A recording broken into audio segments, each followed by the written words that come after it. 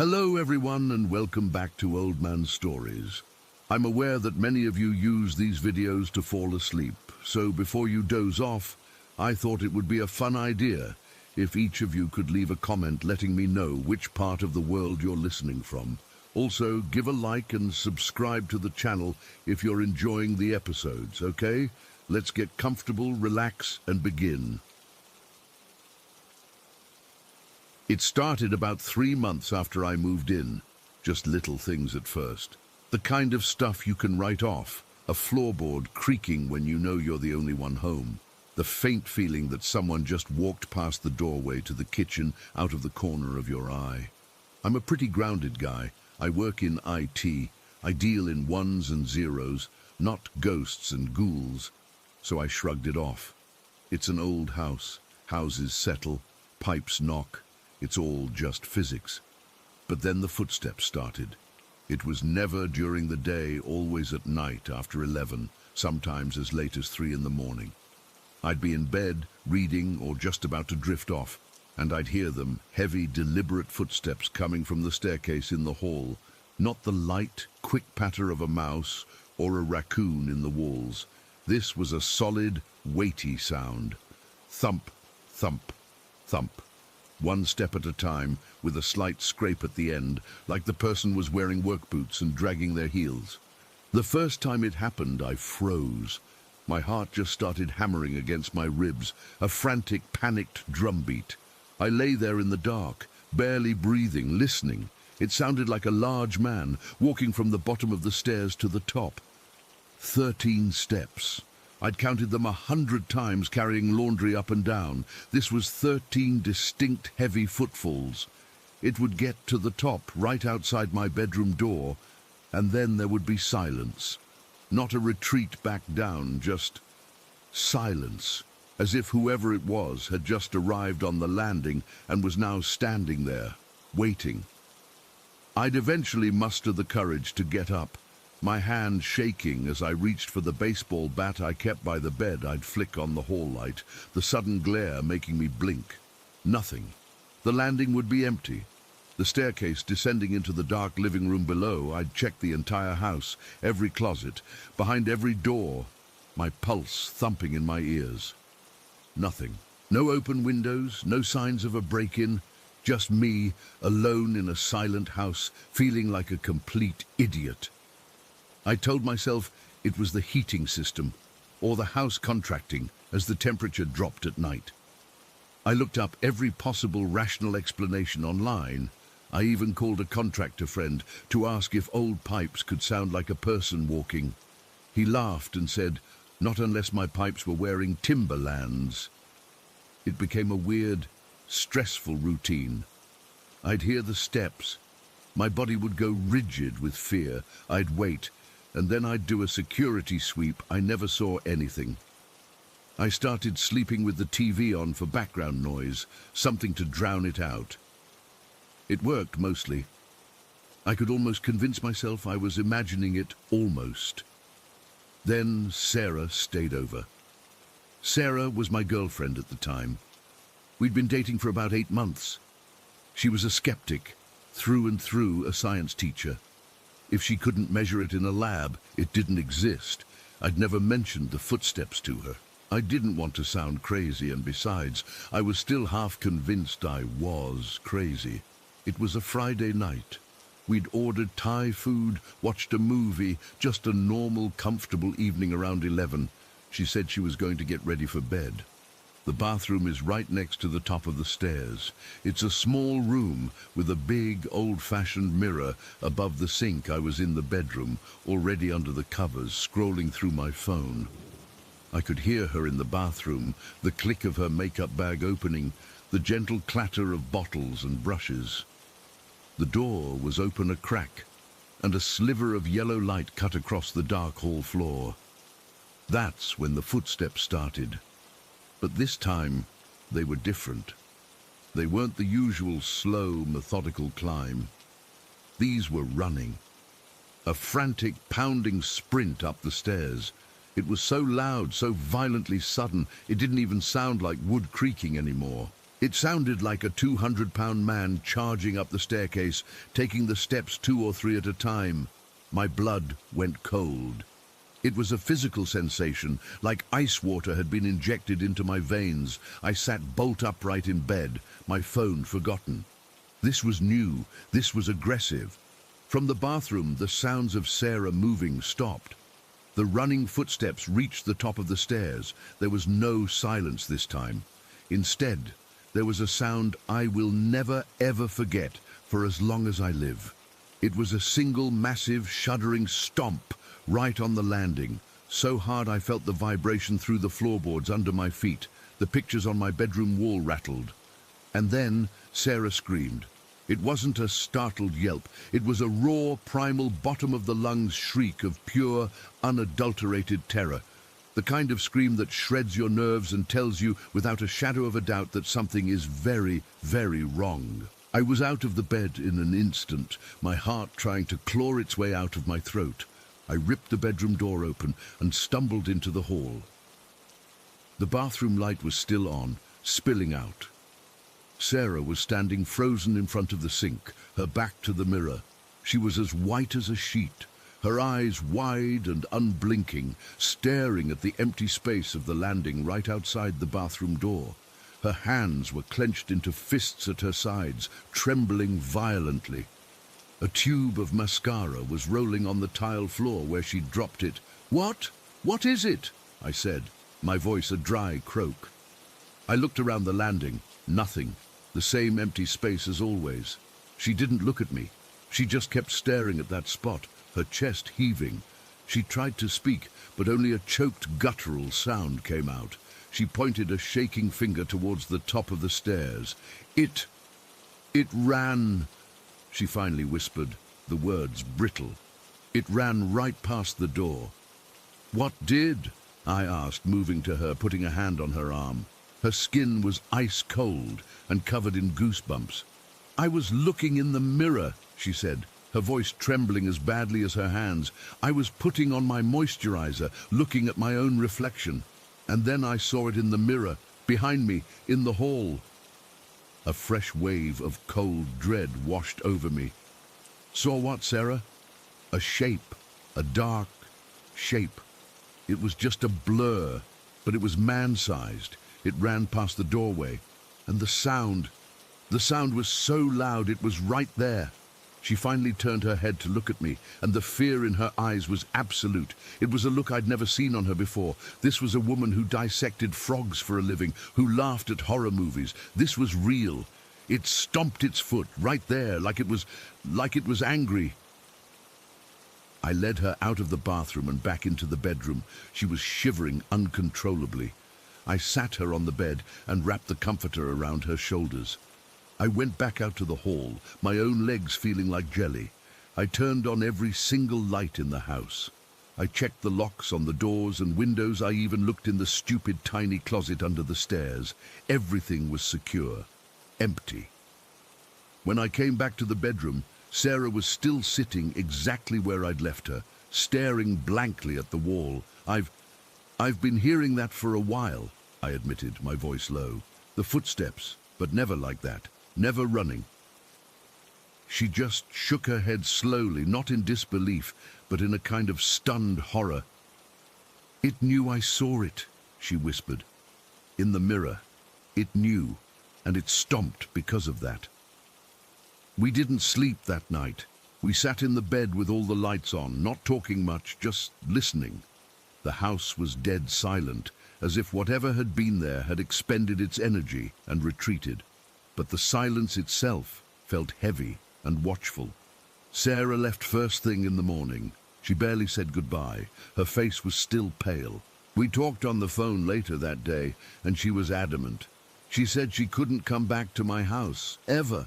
She said the thing in that house was malicious. It wasn't just some residual energy or a harmless ghost.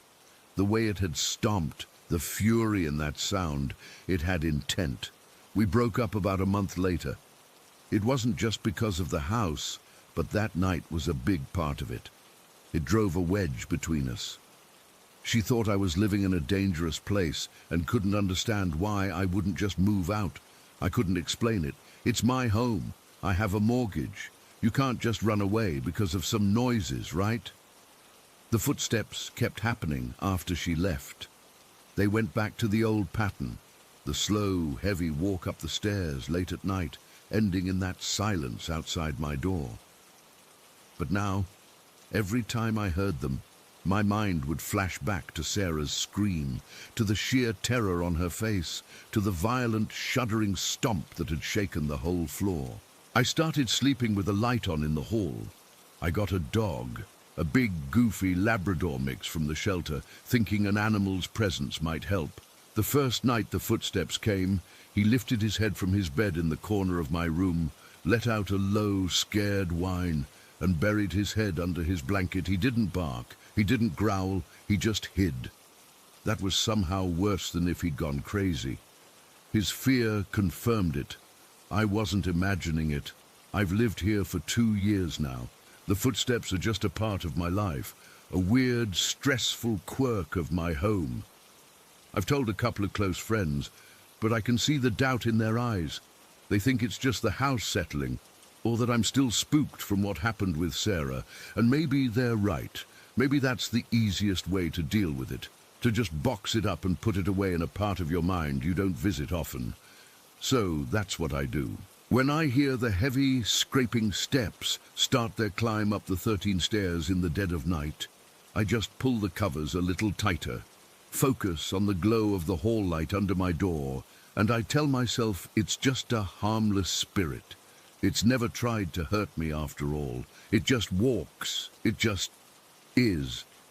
But sometimes, in the deepest, quietest part of the night, right after the 13th step falls silent and I'm lying there waiting, holding my breath, I'll remember the fury in that single massive stomp, and I'll wonder if I'm not just lying to myself.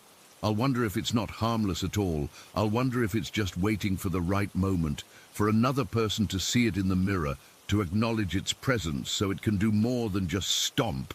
And I know, with a cold certainty that seeps into my bones, that Sarah was right. It knew she saw it, and it was angry.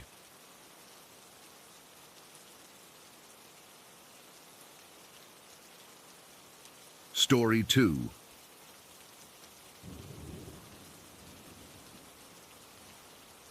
But one night, everything changed. I remember it was a Tuesday, because I'd just gotten off work and the week felt like it was dragging on forever. I was tired, but not the kind of tired that sleep fixes, more like this deep, bone-weary exhaustion from fighting off cravings that weren't even there anymore. The doctor had said I was doing great, that my body was healing, but my mind felt like it was unraveling. That night, I decided to meditate earlier than usual, around 8 o'clock. Hoping to shake off the weird tension that had been building all day, I dimmed the lights in my room, sat down on the rug, and closed my eyes. At first, it was like any other session. The slow inhale and exhale, the slight hum of the fridge from the kitchen, the distant sound of cars passing outside. I focused on the blackness behind my eyelids, trying to let go of the day. But then, something shifted. It wasn't a sound or a movement. It was more like a pressure building in my head, this dense, heavy feeling that made my temples throb. I tried to ignore it, thinking it was just a headache or maybe dehydration, but then I saw it. In my mind's eye, this dark, pulsing shape started to form. It wasn't like a shadow or a blob. It had a texture to it, almost like oil slick on water, shimmering and undulating, and it was crawling toward me, not fast, but deliberate, like it knew exactly where I was. I could feel my heart rate pick up, a cold sweat breaking out on my forehead. My first thought was that I was imagining things, that maybe I was too stressed or not breathing right, but the shape kept coming, getting closer, and with it came this sense of dread that wrapped around my chest like a vice. I could almost smell something metallic, like old pennies, and my skin prickled as if the air had gone cold. I snapped my eyes open, breathing hard, and the room looked normal.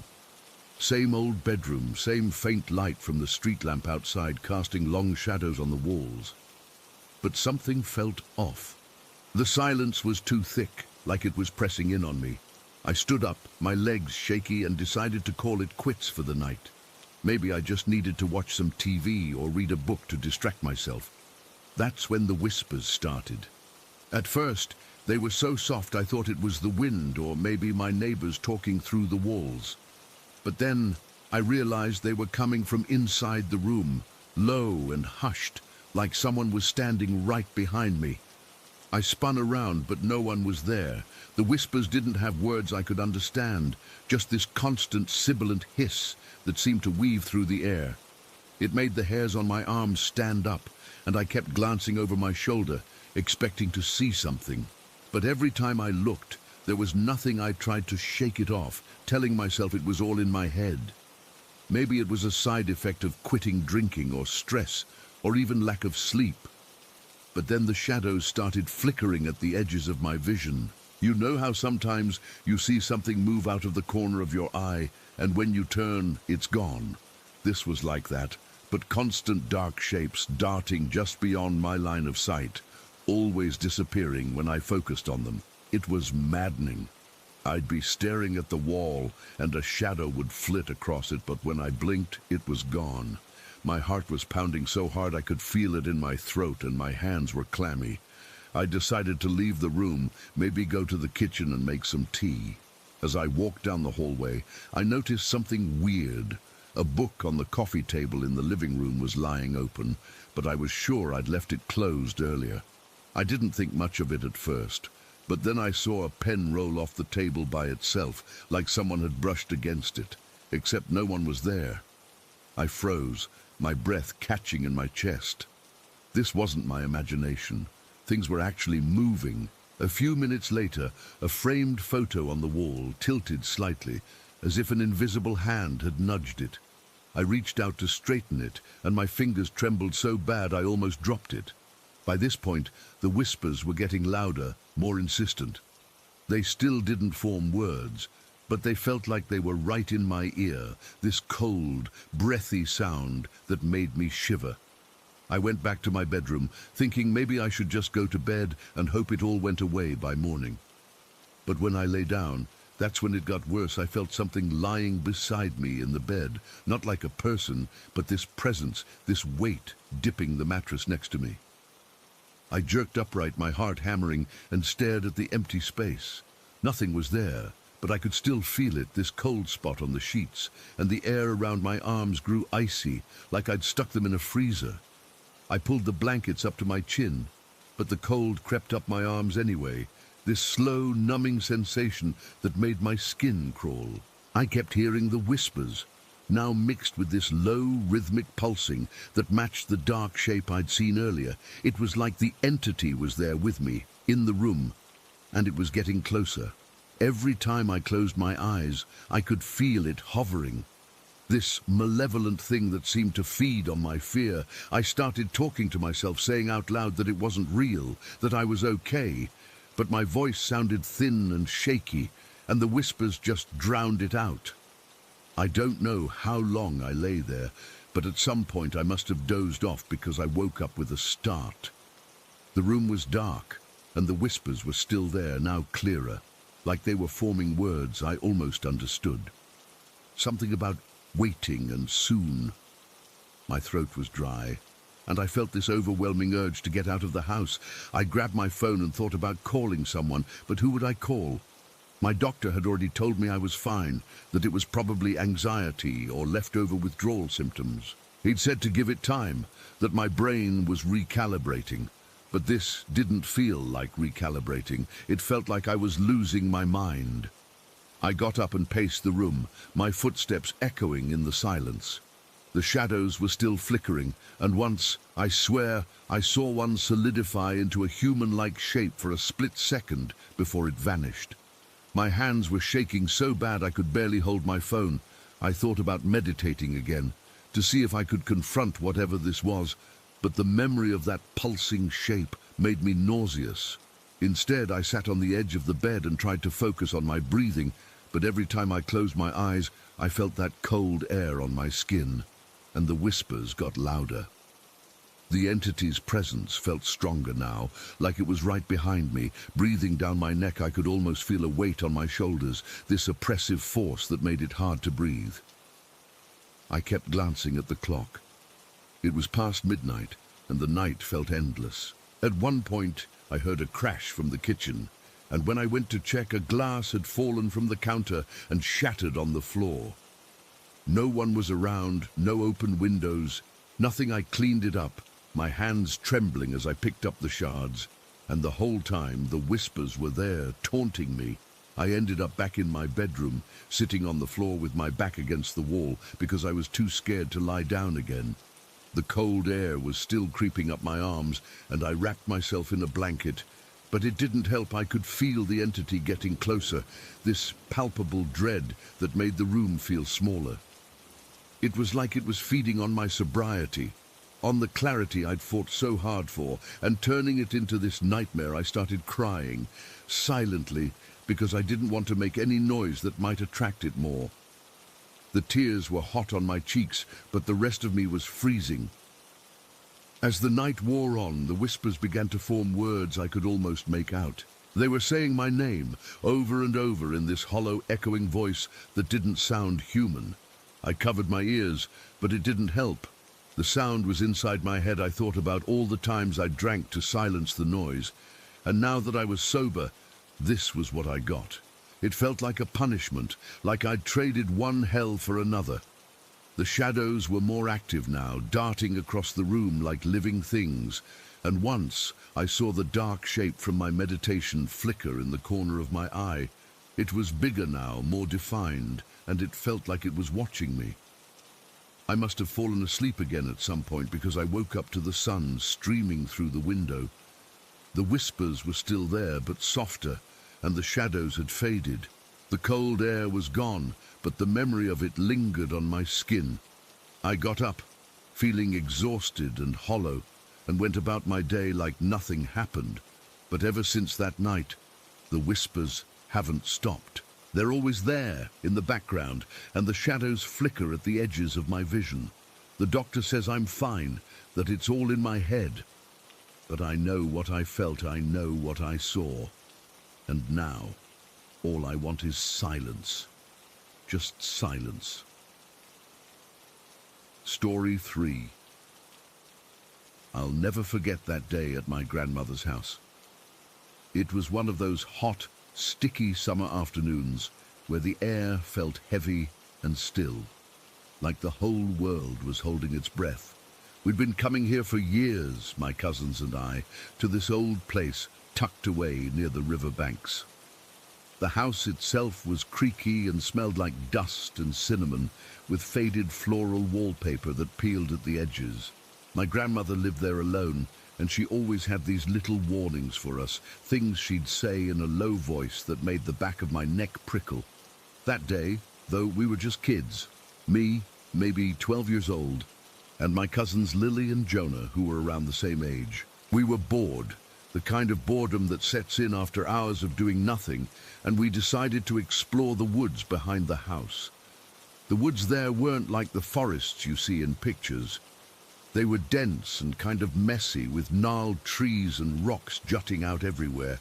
The ground was uneven, covered in a mix of dry leaves and sharp stones that dug into your shoes if you weren't careful.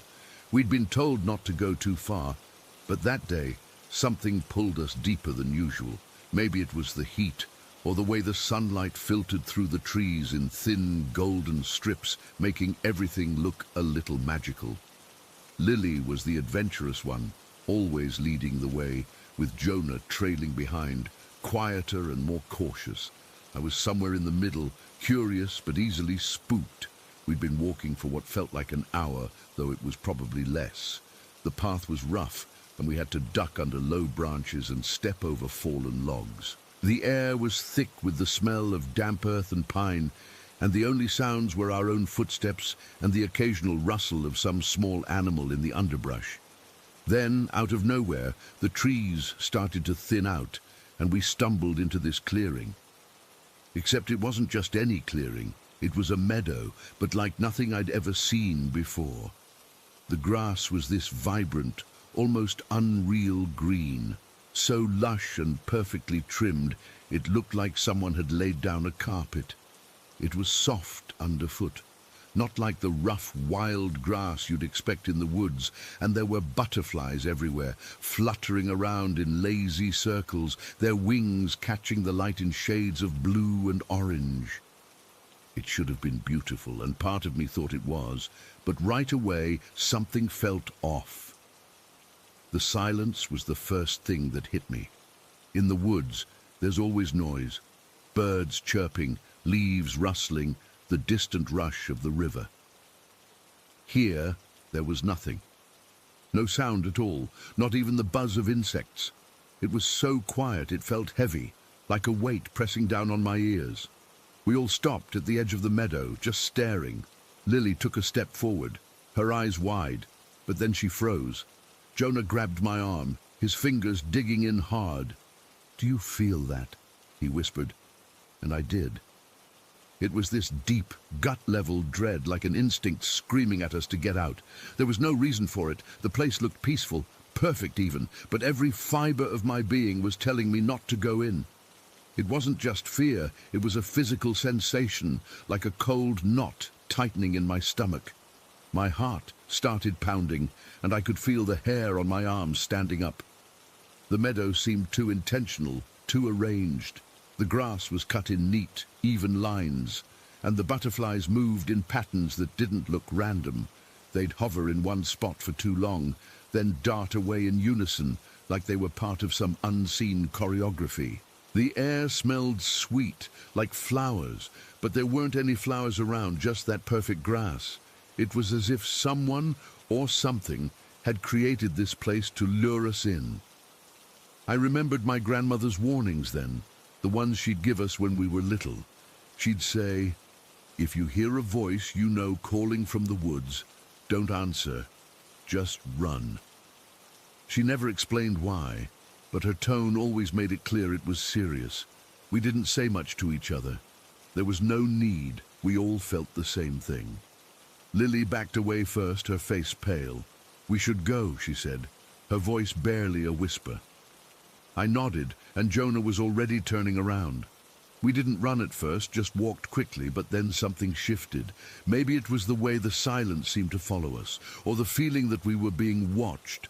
I glanced back once, and the meadow was still there, looking even more perfect and inviting, but it felt wrong, like a trap. That's when we broke into a run. We crashed through the woods, not caring about the branches scratching our arms or the rocks tripping us up. All I could think about was getting back to the house, to somewhere safe. My lungs burned and my legs felt shaky, but we didn't stop until we burst out of the trees and saw the familiar outline of my grandmother's house in the distance. We slumped against the fence, panting, our clothes damp with sweat. Lily was crying softly, and Jonah kept looking back at the woods, like he expected something to come out after us. We caught our breath and went inside, where my older brother was sitting at the kitchen table, playing with a deck of cards. He took one look at us and knew something was wrong. "What happened?" he asked, and we all started talking at once, stumbling over our words as we tried to describe the meadow. He listened, his expression skeptical at first, but then he saw how shaken we were. "Show me," he said, and we agreed, partly because we wanted to prove it was real, and partly because we needed someone older to make sense of it. So we went back, the four of us this time. The walk felt different now.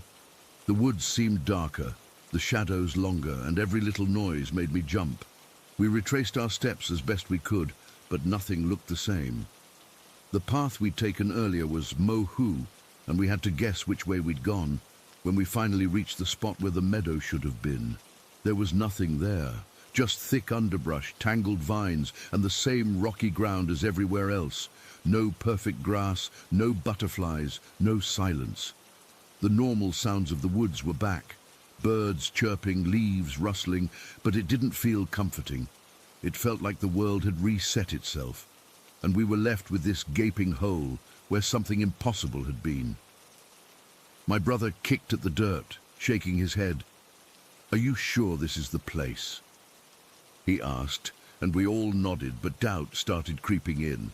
Maybe we'd imagined it or gotten lost, but I knew we hadn't. I could still feel the softness of that grass under my shoes, the way the silence had pressed in on us. We searched around for a bit, but there was no trace of the meadow. It was just gone, like it had never existed. We walked back to the house in silence, each of us lost in our own thoughts. I kept replaying it in my head, trying to make sense of it. The unnatural stillness, the way the meadow seemed to beckon us but repulse us at the same time. It felt like a doorway, like if we'd stepped inside, we might have crossed into some other place and never come back. My grandmother's warning echoed in my mind, and I wondered if that was what she meant, that there were things in those woods that weren't meant to be found, spots where reality thinned out and something else peered through. That night I couldn't sleep. Every time I closed my eyes, I saw that perfect green grass and those butterflies moving in their eerie patterns. I felt that cold dread all over again, the urge to run that had saved us. We never talked about it much after that, not even among ourselves. It was like we'd made an unspoken agreement to leave it alone, but sometimes, when I'm in a quiet place, I remember the silence of that meadow and I get chills. I'll never know what it was or why it was there, and that's the part that haunts me the most. The not knowing, the feeling that we narrowly avoided something we can't even name. Story 4. I was maybe 8 or 9 years old the day it happened. My family used to drive out to Fort Bayard Medical Center to visit my grandmother every couple of weeks. She'd been staying there for a while because of some health issues, nothing too serious, but enough that she needed to be in a place where people could keep an eye on her. I never liked going there. The whole place had this heavy, old feeling to it, like the air itself was tired. It was one of those buildings that seemed to have been around forever, with big, dark wood panels on the walls and floors that creaked, even when no one was walking on them. That day, it was a Saturday in late fall, I think, because I remember the light outside was already getting weak in the afternoon, casting long shadows across the parking lot. My parents had dropped me off in the main lobby while they went to talk to one of the nurses about something. I was supposed to wait there, but I hated sitting still in those stiff chairs that smelled like disinfectant and old people. I'd been to the center enough times to know my way around a little, and I'd heard stories from other kids about the underground tunnels that connected parts of the building. Rumor was they were used back in the day for moving patients or supplies, maybe even during the Civil War times. Since Fort Bayard had some history with it, I'd never been brave enough to go down there before. But that day, I felt this weird pull, like curiosity was itching under my skin. I wandered away from the lobby, down a hallway that was quieter than the others. The lights were dimmer here, just enough to see by, and the air felt cooler, almost damp. I remember the sound of my own footsteps echoing a little too loud, and I kept looking over my shoulder, half expecting someone to tell me to go back, but no one was around.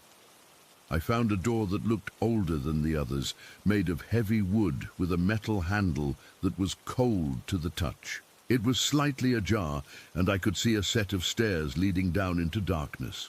My heart was beating faster already, part excitement, part fear. I pushed the door open a bit more, and a rush of musty air hit me, like the smell of old books and dirt mixed together. I took a deep breath and started down the stairs. They were concrete, uneven in places, and the handrail was rusty. With each step, the light from above faded, and by the time I reached the bottom, I was in near darkness. There was a single flickering bulb hanging from the ceiling further down the tunnel, casting shaky shadows on the walls. The tunnel itself was narrow, with brick walls that felt rough when I brushed my fingers against them. Water dripped somewhere in the distance, a steady plink-plink sound that made the silence feel even heavier. I could hear my own breathing, quick and shallow, and I had to force myself to keep going. I don't know how long I walked, maybe 5 minutes, maybe 10, but it felt like forever. The tunnel branched off in a couple of places, but I stayed on the main path, following the dim light. My eyes were adjusting to the dark, and I could make out pipes running along the ceiling and old dusty crates stacked against the walls. It was cold down there, a damp cold that seeped through my clothes and made me shiver. I kept thinking I should turn back, but something kept me moving forward, like a thread pulling me deeper. Then I saw him. At first, I thought it was a trick of the light, maybe a shadow from one of the pipes. But as I got closer, the shape became clearer. A man, standing perfectly still in the middle of the tunnel, about 20 feet ahead of me. He was wearing a uniform. I recognized it from history books, the dark blue coat and light trousers of a Union soldier from the Civil War. It looked real, not like a costume, with details like brass buttons and a cap perched on his head. But what made my blood run cold was his face. He had a clean cut on his cheek, straight and sharp, like someone had drawn a line with a knife. It wasn't bleeding or anything, just there, pale against his skin. I froze, my feet glued to the spot. My heart was pounding so hard I could feel it in my throat. He wasn't looking at me directly. His eyes were fixed on something ahead, but then they shifted and he turned his head slowly toward me. His face was expressionless, almost blank, but his lips started to move. No sound came out, just this silent motion, like he was trying to say something but couldn't. His mouth opened and closed, and I could see the shape of words forming, but it was all in silence. The air around him seemed to shimmer, like heat rising off pavement in the summer, but it was cold, so cold that I could see my breath fogging in front of me. I wanted to run, but I couldn't move. My legs felt like jelly, and my hands were trembling. I just stood there staring as he kept moving his lips. It felt like hours, but it was probably only a few seconds. Then, without any warning, he started to fade. It wasn't like in movies where things disappear in a puff of smoke. It was slower, more gradual. He became translucent, like an image on water. And then he was just gone, vanished. One moment he was there, the next, nothing but empty space. The cold lingered for a second longer, and then the air felt normal again, but the musty smell was stronger, almost suffocating. I blinked a few times, thinking maybe I'd imagined it, but the memory was burned into my mind. That cut on his face, the way his lips moved, it was all so vivid. I finally managed to take a step back, then another, and I turned and ran. I didn't look back, just sprinted down the tunnel, my shoes slapping against the concrete, the sound echoing like a drumbeat in my ears. I burst out of the tunnel door and into the hallway, panting and sweating despite the chill. My chest hurt from breathing so hard, and I leaned against the wall, trying to calm down. That's when my grandmother found me. She must have been looking for me because she came around the corner, her face worried. "What are you doing down here?" she asked, her voice gentle but firm. I just stared past her, down the hall where the tunnel entrance was, my mind still replaying what I'd seen. I couldn't speak. Words felt stuck in my throat. She put a hand on my shoulder and led me away, asking if I was okay, but I never told her I couldn't. How do you explain something like that to anyone? We went back to her room, and I sat in a chair while she talked to my parents, but I wasn't really listening. All I could think about was that soldier, his silent words, and the way he disappeared. The rest of the visit is a blur.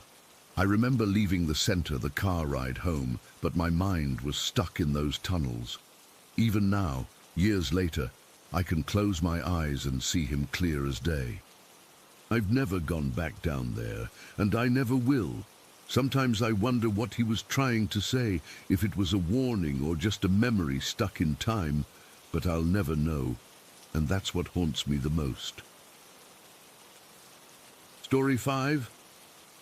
I still don't know how to explain what happened that day. It's been weeks, and I can't shake the feeling that something was in that house with us, something that didn't belong.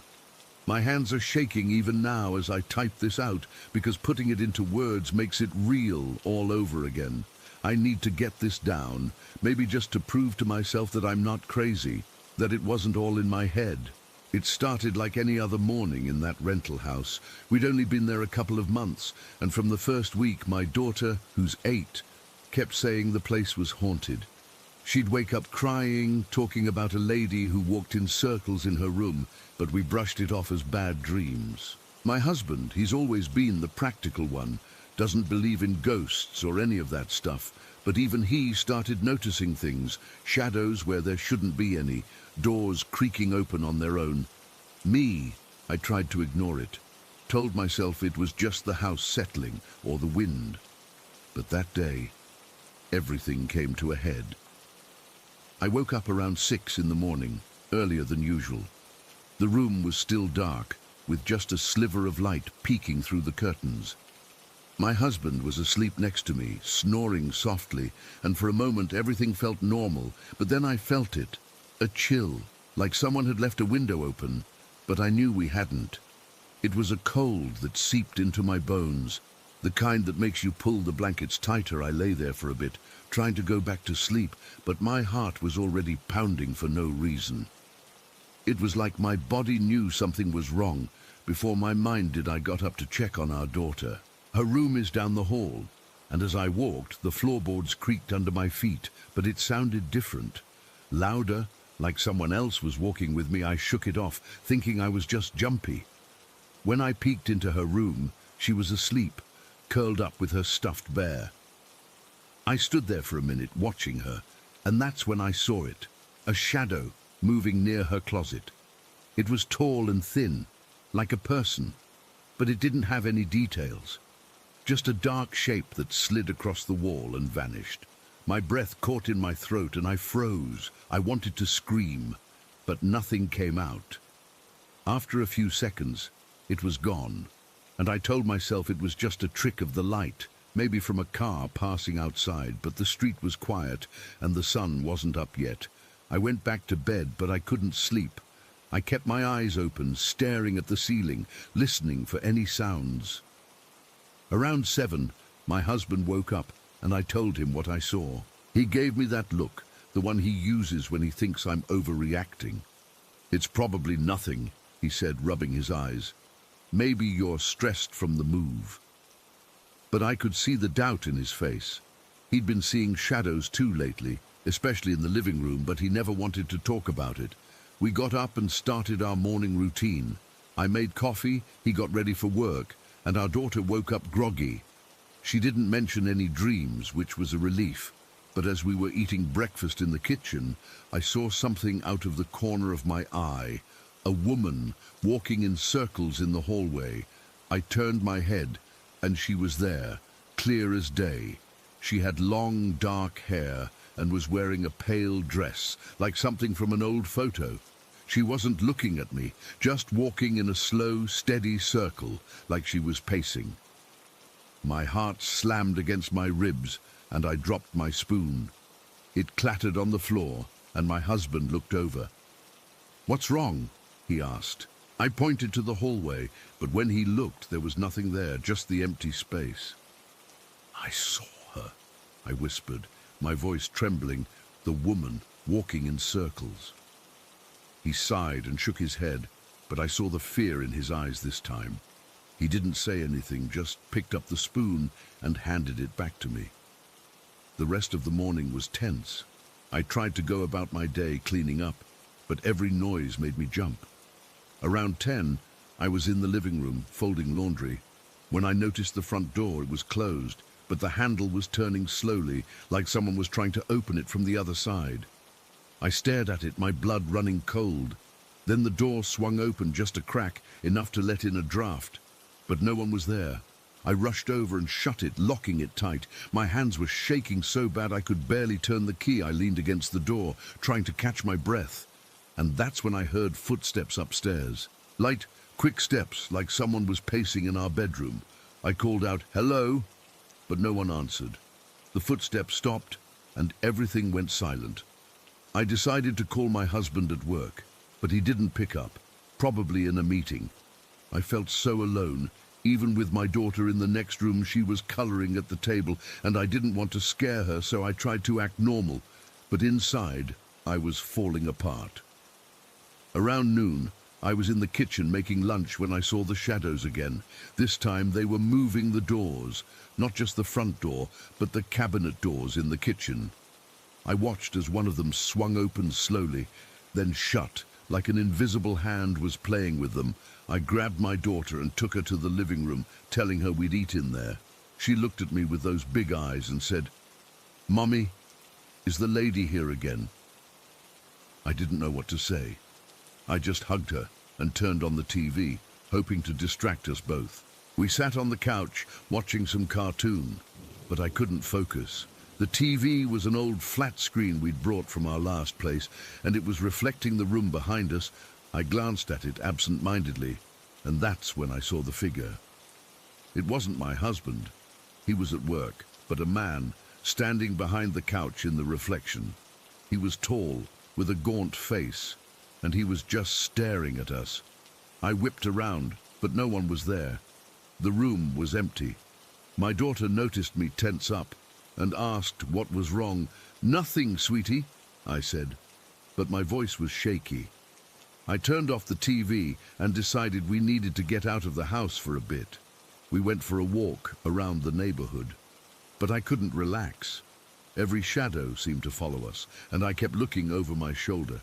When we got back, it was around 2 in the afternoon, and the house felt even heavier, like the air was thick with something waiting.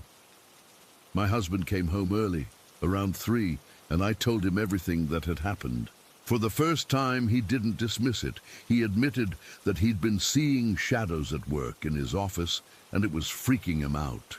"Maybe we should call someone," he said, but neither of us knew who to call. A priest? A paranormal investigator?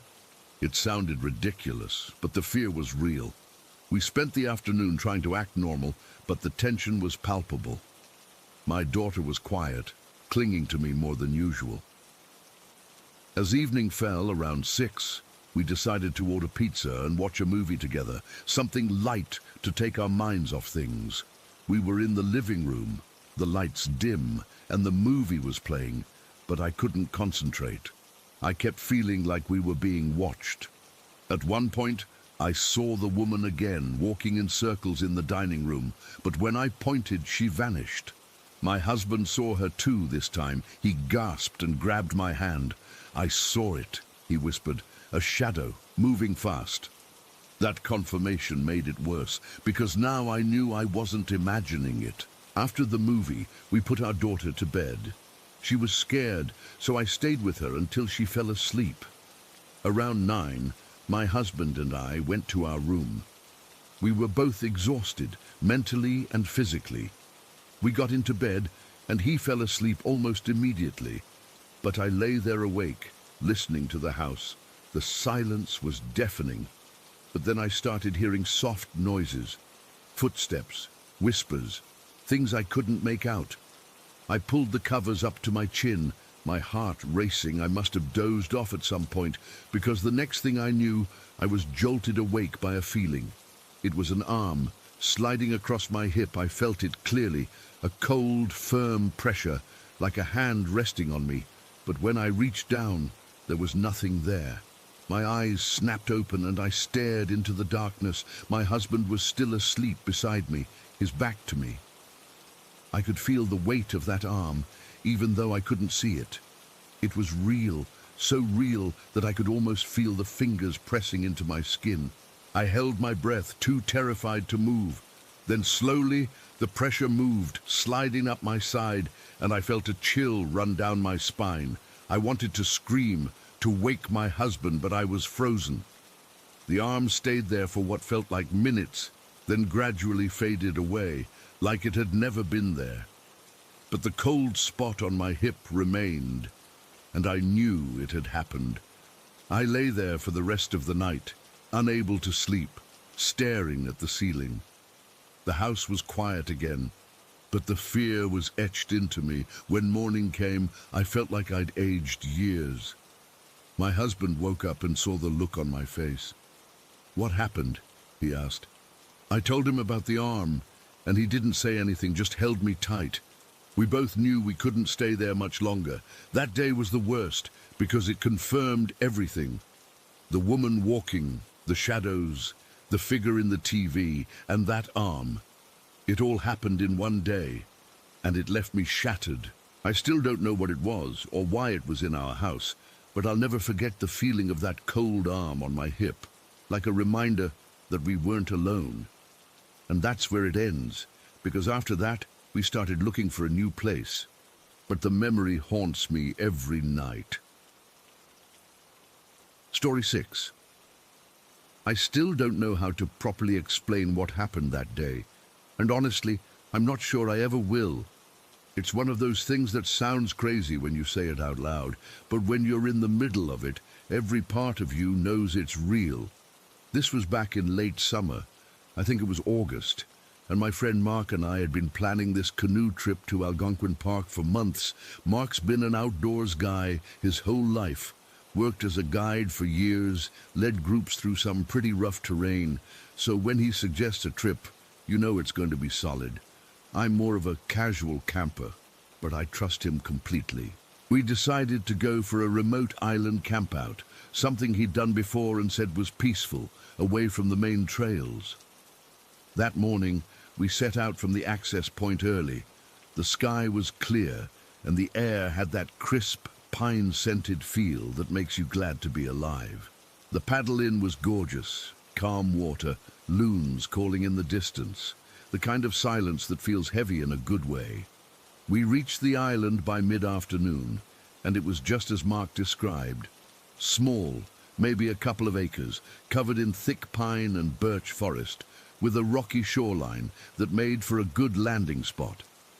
We hauled the canoe up, set up camp in a clearing near the water, and spent the next few hours gathering firewood, filtering water, and just soaking in the solitude. Mark was in his element, pointing out animal tracks and bird calls, and I remember feeling totally at ease, like this was exactly where I was supposed to be. As the sun started to dip, we got a fire going and cooked up some dehydrated meals. Nothing fancy, but it hit the spot. The temperature dropped fast once darkness settled in, and that's when things began to shift. At first, it was just the usual night sounds. Owls hooting, the occasional rustle in the bushes, maybe a squirrel or something. But then, maybe an hour after full dark, we heard it. Not loud at first, just a faint crackling off in the trees, like something big was moving through the undergrowth. Mark perked up right away. He has this way of going still when he's listening, and I could see his head tilt toward the sound. "You hear that?" he whispered, and I nodded, my own ears straining. The crackling got louder, closer, and it wasn't the gentle rustle of a deer or a bear. This was heavy, like trees were being shoved aside. Then came the scream. God, I'll never forget that sound. It wasn't human, not fully, but it wasn't animal either.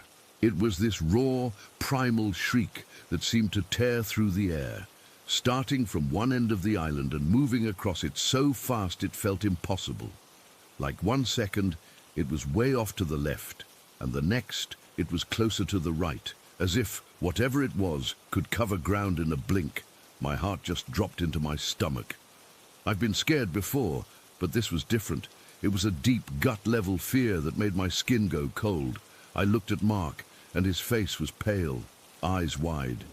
He's not someone who spooks easily. I've seen him calm in storms, face down a moose without flinching, but now he was trembling, his hands shaking as he gripped his knees. "We need to go. Now," he said, his voice tight and low. I'd never heard him sound like that. It was pure urgency, like every second counted. I started to ask what it was, but he cut me off. "Don't talk, just move. Grab the essentials, leave the rest." We scrambled to pack up the bare minimum, life jackets, a flashlight, the paddle, and left most of our gear behind. The sounds were getting louder, this crashing through the forest like a bulldozer was plowing through, and that scream kept echoing, shifting direction so fast it made no sense. It sounded like it was circling us, getting closer with each pass. I could feel the vibrations through the ground, a low thrumming that made my teeth ache. My hands were so sweaty I could barely hold the paddle, and I kept fumbling with the canoe as we pushed it into the water. The second we were in the canoe, Mark started paddling like his life depended on it, and I matched his pace. My arms burning with the effort, we didn't look back, just focused on putting distance between us and the island. Once we were about 100 yards out, we stopped, drifting in the dark. And that's when we really listened. The chaos from the island was unreal. More crashing, that scream rising and falling, and what sounded like trees snapping. It went on for what felt like forever, maybe 20 minutes, though it's hard to say because time seemed to stretch and warp.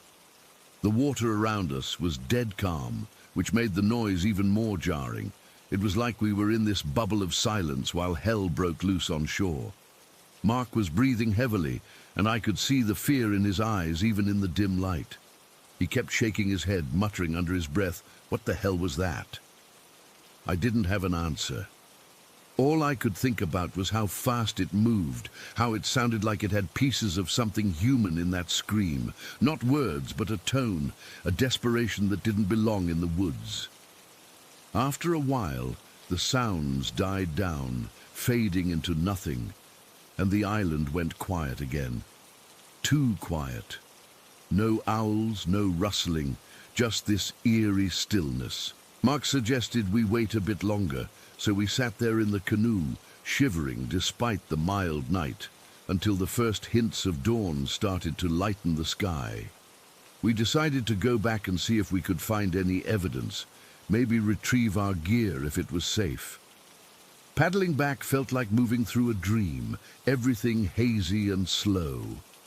When we reached the island, the sun was just peeking over the trees, casting long shadows. We beached the canoe and walked cautiously into the campsite. Nothing was disturbed. Our tent was still standing, the fire pit untouched, gear exactly as we left it.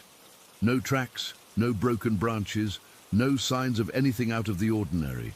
It was like the whole thing never happened, but the memory was burned into my brain. Mark walked around the perimeter, his expression grim. "There's nothing here," he said softly, and I could hear the disbelief in his voice. We packed up our stuff in silence, loaded the canoe, and paddled back to the mainland without saying much. The whole way I kept expecting to hear that scream again, but it never came. We never really talked about it after that, not in detail. Mark just said it was the most terrified he's ever been, and that's saying something. For me, the chill hasn't left. Sometimes I wake up in the middle of the night thinking I hear it, and my heart starts racing all over again. I don't know what it was, some animal, a trick of the wind, something else. But I do know that for those few hours we felt hunted, and whatever was out there moved in a way that shouldn't be possible. And that's it. I can't explain it. Story 7. It was one of those Saturdays where you wake up and the whole day just feels off from the start. The sky was the color of wet cement, not quite raining but holding onto it, making the air thick and heavy. I'd slept badly, the kind of sleep where you wake up more tired than when you went to bed, and I'd had that low-level headache buzzing behind my eyes since I opened them. I live in a small house that backs right onto Caranley Park. My kitchen window looks out over a stretch of overgrown grass that slopes down into the trees. Most days, I like the view. It's green. It's quiet. But that day, even from inside with the window closed, I could feel it. The park felt waiting. I've lived here for 5 years, and everyone knows the stories about Caranley Park. Kids dare each other to go in after dark. Teenagers drink there and claim they see things. I'd always shrugged it off. It's just an old park.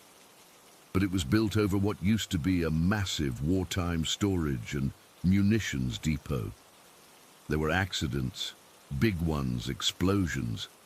People died here, a lot of them, and not cleanly. They say the ground is still littered with scraps of iron and bits of shrapnel that work their way to the surface after a hard rain. You can feel it under your feet sometimes, a hard, unyielding lump where there should be soft earth. That morning, the hum was worse than usual. That's the thing nobody tells you about in the stories. The hum. It's not a sound you hear with your ears. Not really. It's a vibration that comes up through the soles of your feet and settles deep in your bones. It's a low, steady thrum that's just on the edge of feeling, like a giant engine idling deep underground. Most days it's just a background thing, easy to ignore if you're busy. But that day it was persistent. I could feel it in the floorboards of my kitchen as I made coffee, a constant dull tremor. I tried to shake it off. I drank my coffee, scrolled through my phone, did the dishes. But the feeling of being watched was already creeping in. It's not a sudden thing. It starts as a prickle on the back of your neck, a feeling that if you turned around fast enough, you'd catch something shifting at the edge of your vision. I kept looking out the window at the park. The trees were still, no wind at all, but the shadows between them looked wrong. They looked too deep, too solid. It's hard to explain. They didn't look like an absence of light. They looked like things, like they had weight and substance. By midday, I couldn't stand being in the house anymore. The silence was getting to me. It wasn't a peaceful quiet. It was a thick, heavy silence, the kind that feels like it's pressing in on your eardrums. I thought maybe a walk would clear my head, convince me I was just being stupid and spooked by my own lack of sleep. Big mistake. Huge. The second I stepped outside, the smell hit me. It's not there all the time, but when it comes, it's unmistakable. It's a mix of things. Damp earth and rotting leaves, sure, but underneath that there's this other scent. It's sharp and coppery, like old pennies and wet rust. And something else, something bitter, like cold ashes and soot. It's the smell of the stories, the smell of the explosions and the fire and the iron that melted and twisted, the smell of regret. That's the only word for it. It smells like profound, deep regret. I walked along the path that leads from my back gate into the heart of the park.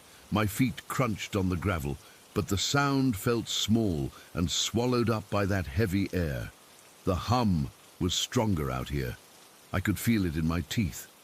With every step, I was reminded of what was under me. It wasn't just dirt and roots. It was a graveyard of metal and memory. I kept my eyes on the path, trying to ignore the woods on either side, but I could feel them.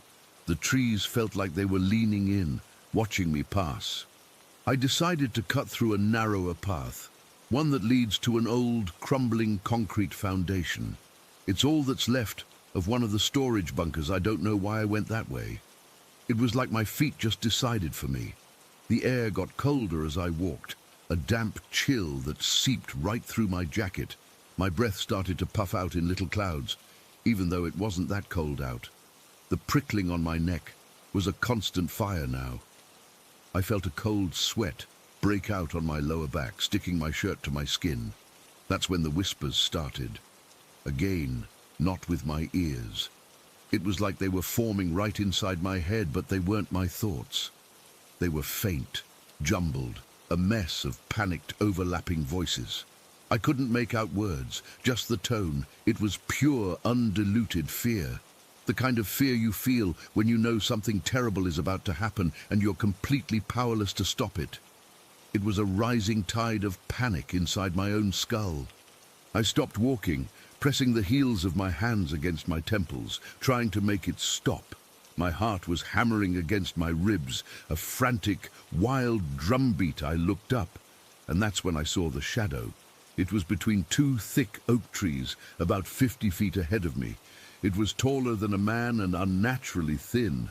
It wasn't just a patch of darkness. It had a shape, a density, and it was breathing. I know how insane that sounds. I'm sitting here typing this, and I can feel how crazy it is, but I saw it. The whole form of it swelled and shrank in a slow, rhythmic pulse. It wasn't breathing air, it was just breathing in and out. I was frozen. I couldn't move forward.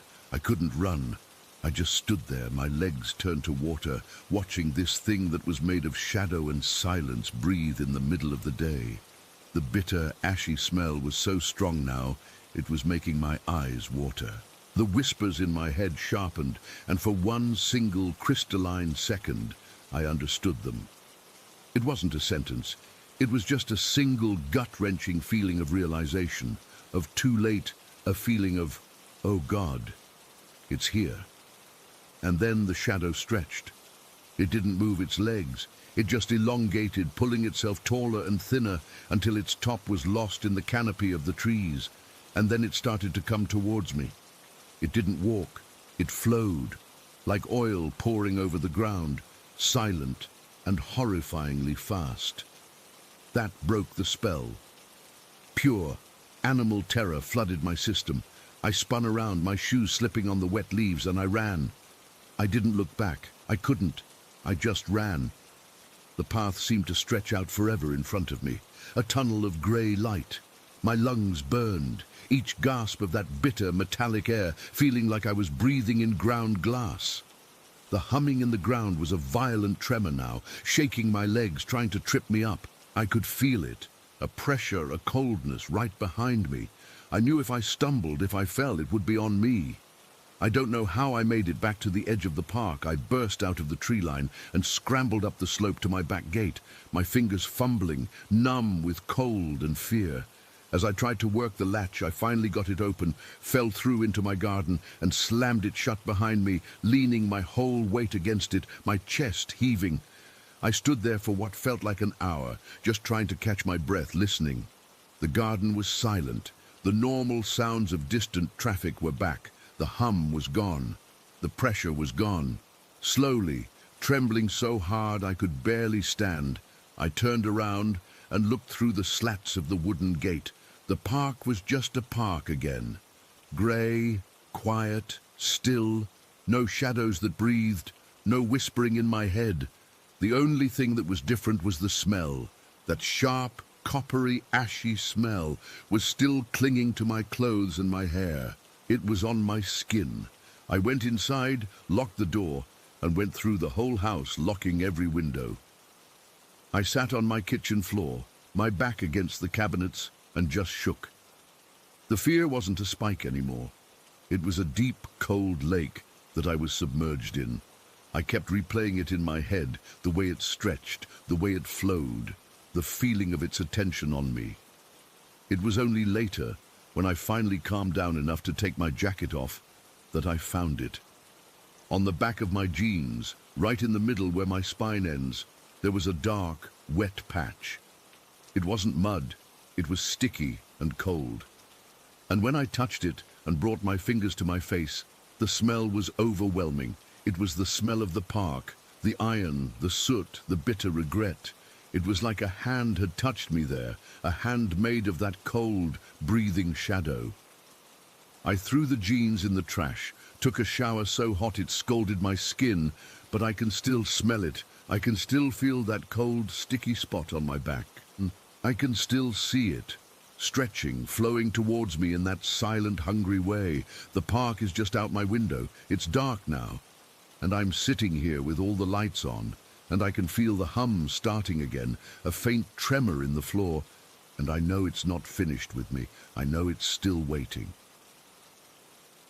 Story 8. Her name was Lola, and the fisherman was just a man from her youth, someone everyone knew. He sold the best fish, she said, always had the freshest catch. Then one day, he just stopped. The story was that he'd gone upriver, further than anyone usually went, to a lonely stretch where the water got narrow and the trees grew thick and greedy, leaning over the bank like they were trying to drink. He was trying to find new spots, I guess. Times were hard. That's where he found the couple. My grandmother never gave them names. They were just the couple at the end of the river. Their house was a shack, barely holding together, set back from the water in a small clearing that never seemed to get much sun. The man came out first, and he was friendly, too friendly. He bought all the fisherman's remaining catch, paid with old worn coins, and invited him in for a drink. The fisherman, tired and probably grateful for the sale, agreed. The kitchen was dark and smelled wrong. Not like rot exactly, but something sour and old, like spoiled milk and damp earth. The woman was there, just standing in the corner, not saying a word. She was staring at him, my grandmother said, with a flat, empty look in her eyes. And on the counter, next to a chipped clay sink, was a large glass jar, the kind you'd use for pickling. It was full of liquid, something cloudy and yellowish. And floating in it were tiny, pale things. At first, he thought they were strange vegetables, maybe some kind of root he'd never seen. Then he got closer, his eyes adjusting to the dim light. They were fingers, baby fingers, dozens of them, little and perfect, severed at the knuckle, just floating in that murky preserve. My grandmother would always pause here, her own hands clasped tightly in her lap. She said the fisherman told her he felt the world tilt. The air got thick and he couldn't breathe.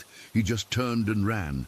He didn't say a word, just bolted out the door, leaving his basket and his money behind. That's when he heard the man scream. It wasn't a sound of surprise. It was a roar of pure, raw fury. He glanced back and the man was chasing him, his face twisted, his mouth foaming with spit, his eyes wide and black. He was fast, unnaturally fast, closing the distance through the trees. The fisherman ran for his life. He crashed through the undergrowth, thorns tearing at his clothes, his heart hammering against his ribs so hard he thought it would burst. He could hear the man behind him, crashing and snarling, getting closer.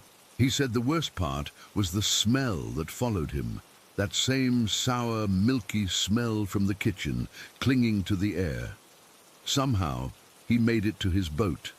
He shoved off into the current, rowing with a strength he didn't know he had, not looking back until he was in the middle of the wide part of the river. The man was on the bank, just standing there watching him. He wasn't breathing hard. He was just still, his hands clenched at his sides, foam still speckling his chin.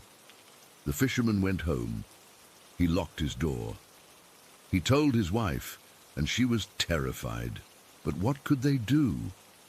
This was years ago. The village was isolated. The police were a day's travel away and wouldn't believe a story like that. So they decided to wait it out, to hide. That was the story. I'd heard it a dozen times. I thought it was just a story. Then last year I went back to the village my grandmother had passed, and I was helping my parents clear out her old house. It was a sad trip, quiet and heavy, quiet. On my last day there, I decided to go for a walk to clear my head.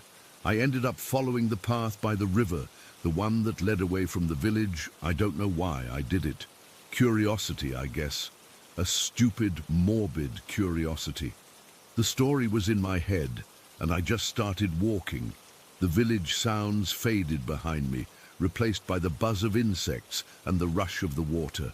The path got narrower, less defined. The trees did lean over the water, just like she'd said, their branches creating a tangled roof that made the afternoon feel like dusk. I wasn't planning on going far, just a little way, just to see. But the further I went, the more the quiet pressed in. It wasn't a peaceful quiet, it was a waiting quiet. I kept walking, my sneakers sinking into the soft, damp earth. I must have been walking for over an hour when I saw a break in the trees up ahead. My heart started to beat a little faster. This was stupid. This was so stupid. But I didn't stop. The clearing was there, smaller than I'd pictured, choked with weeds. And in the middle of it was the shack. It was worse than I could have imagined. The roof was sagging in the middle. The wood walls were bleached grey and green with moss and rot. One window was just a dark, empty hole. The door was slightly ajar, hanging crooked on one hinge. It looked long dead, abandoned for decades. There was no way anyone had lived here in my grandmother's lifetime. Relief washed over me, cold and sharp. It was just a ruin. The story was just a story. I stood at the edge of the clearing for a few minutes, just looking. The place felt heavy. The air was still and cold, even though it was a warm day. The sour smell from the story came to my mind, and I shook my head, trying to clear it. It was just my imagination, fueled by childhood fears I should have turned around. I know that now, but I didn't. I walked towards the shack. Each step felt wrong, like I was walking against a current I couldn't see. The grass was tall and wet, soaking the bottoms of my jeans. As I got closer, the details got sharper. The grime on the one remaining window pane, the deep gouges in the wood around the doorframe, like something had been trying to claw its way in or out. I stopped a few feet from the door. The open crack was a black slit. I could smell it now, for real. Not the sour milk smell, but the deep, damp smell of decay, of wet wood and old neglect. It was just an old shack. That's all. I pushed the door. It groaned, a long, low sound that seemed to vibrate through the whole structure. The inside was a cave of shadows. It took a moment for my eyes to adjust. There was a single room. A broken table lay on its side in the center. A rusty bed frame was pushed against one wall, its thin mattress stained black and eaten away. Debris was everywhere, leaves, dirt, shattered pieces of pottery. And there, against the far wall, was a counter, a chipped clay sink. My breath caught in my throat. It was just like she said. I took a step inside, the floorboards creaking under my weight. The air was frigid. I hugged my arms around myself, my skin prickling with goosebumps. This was crazy. I was standing in the place from my grandmother's ghost story. My eyes were drawn to the counter, to the space next to the sink. It was empty. Of course it was empty. I let out a shaky laugh. What was I expecting? A jar of fingers? I felt like an idiot. I turned to leave, the fear starting to recede, replaced by embarrassment. That's when I saw it. Tucked into the corner behind the door I'd just pushed open, half hidden in the shadows, was a small wooden crate. It was the only thing in the whole place that didn't look completely wrecked. It was old, sure, but it was intact. I don't know what made me do it. Some final, idiotic impulse. I walked over and nudged it with my foot. It was heavy. I bent down and lifted the lid. The smell hit me first. It was the smell from the story. That exact, unmistakable sour milk and earth smell. It was so strong it made my eyes water and my stomach lurch. Inside the crate, packed in straw, was a glass jar. It was large, clouded with age, its glass lid sealed with a thick, dark wax.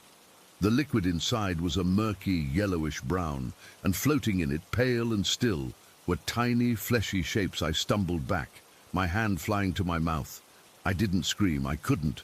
The air was gone from my lungs. I just stared, my brain refusing to process what I was seeing. They were small, too small. They were exactly what my grandmother had described. I felt a hot rush of vomit rise in my throat, and I swallowed it back down, my whole body trembling. It was real. It had always been real. I slammed the lid back on the crate, the sound unnaturally loud in the silence. I scrambled to my feet, my legs weak, and ran out of the shack back into the clearing. The daylight felt thin and useless. I didn't look back. I just ran. I crashed back onto the path and started running downstream towards the village. Branches slapped my face. My breath came in ragged, sobbing gasps. I could still smell it, that smell. It was in my nose, in my clothes, in my hair. I ran until my lungs burned and my side cramped with a sharp pain. I had to stop, doubling over, hands on my knees, trying to catch my breath.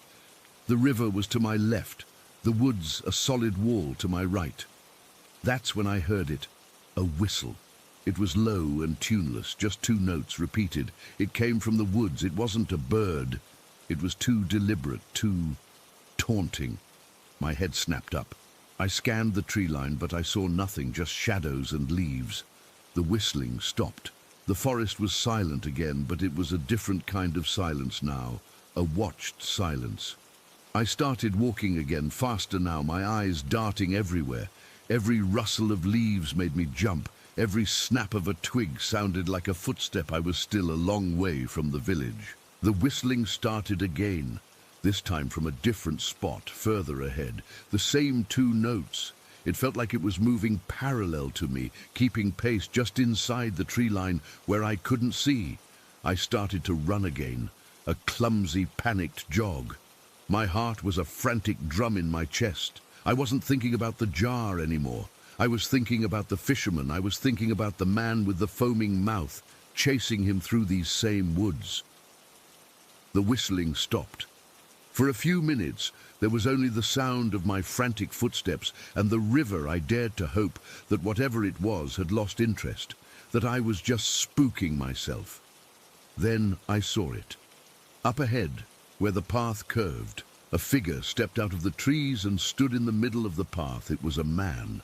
He was tall and gaunt, dressed in clothes that were filthy and hung off his frame. He was just standing there, facing me, blocking the way. He was too far away to see his face clearly, but I could see he was perfectly still. I froze. My blood went cold. He started walking towards me. He didn't run. He just walked with a slow, steady, relentless pace. There was no hurry in him. He knew I had nowhere to go. I turned and scrambled down the riverbank. My feet slipping on the mud, I splashed into the shallow, cold water, thinking I could wade along the edge, get past him. I glanced back. He was at the top of the bank, looking down at me, and now I could see his face. It was long and sallow, and his mouth was open. White foam gathered at the corners of his lips, dripping down his chin.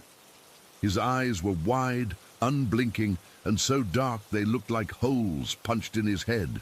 He didn't say a word. He just stared, foam bubbling from his mouth, and started coming down the bank.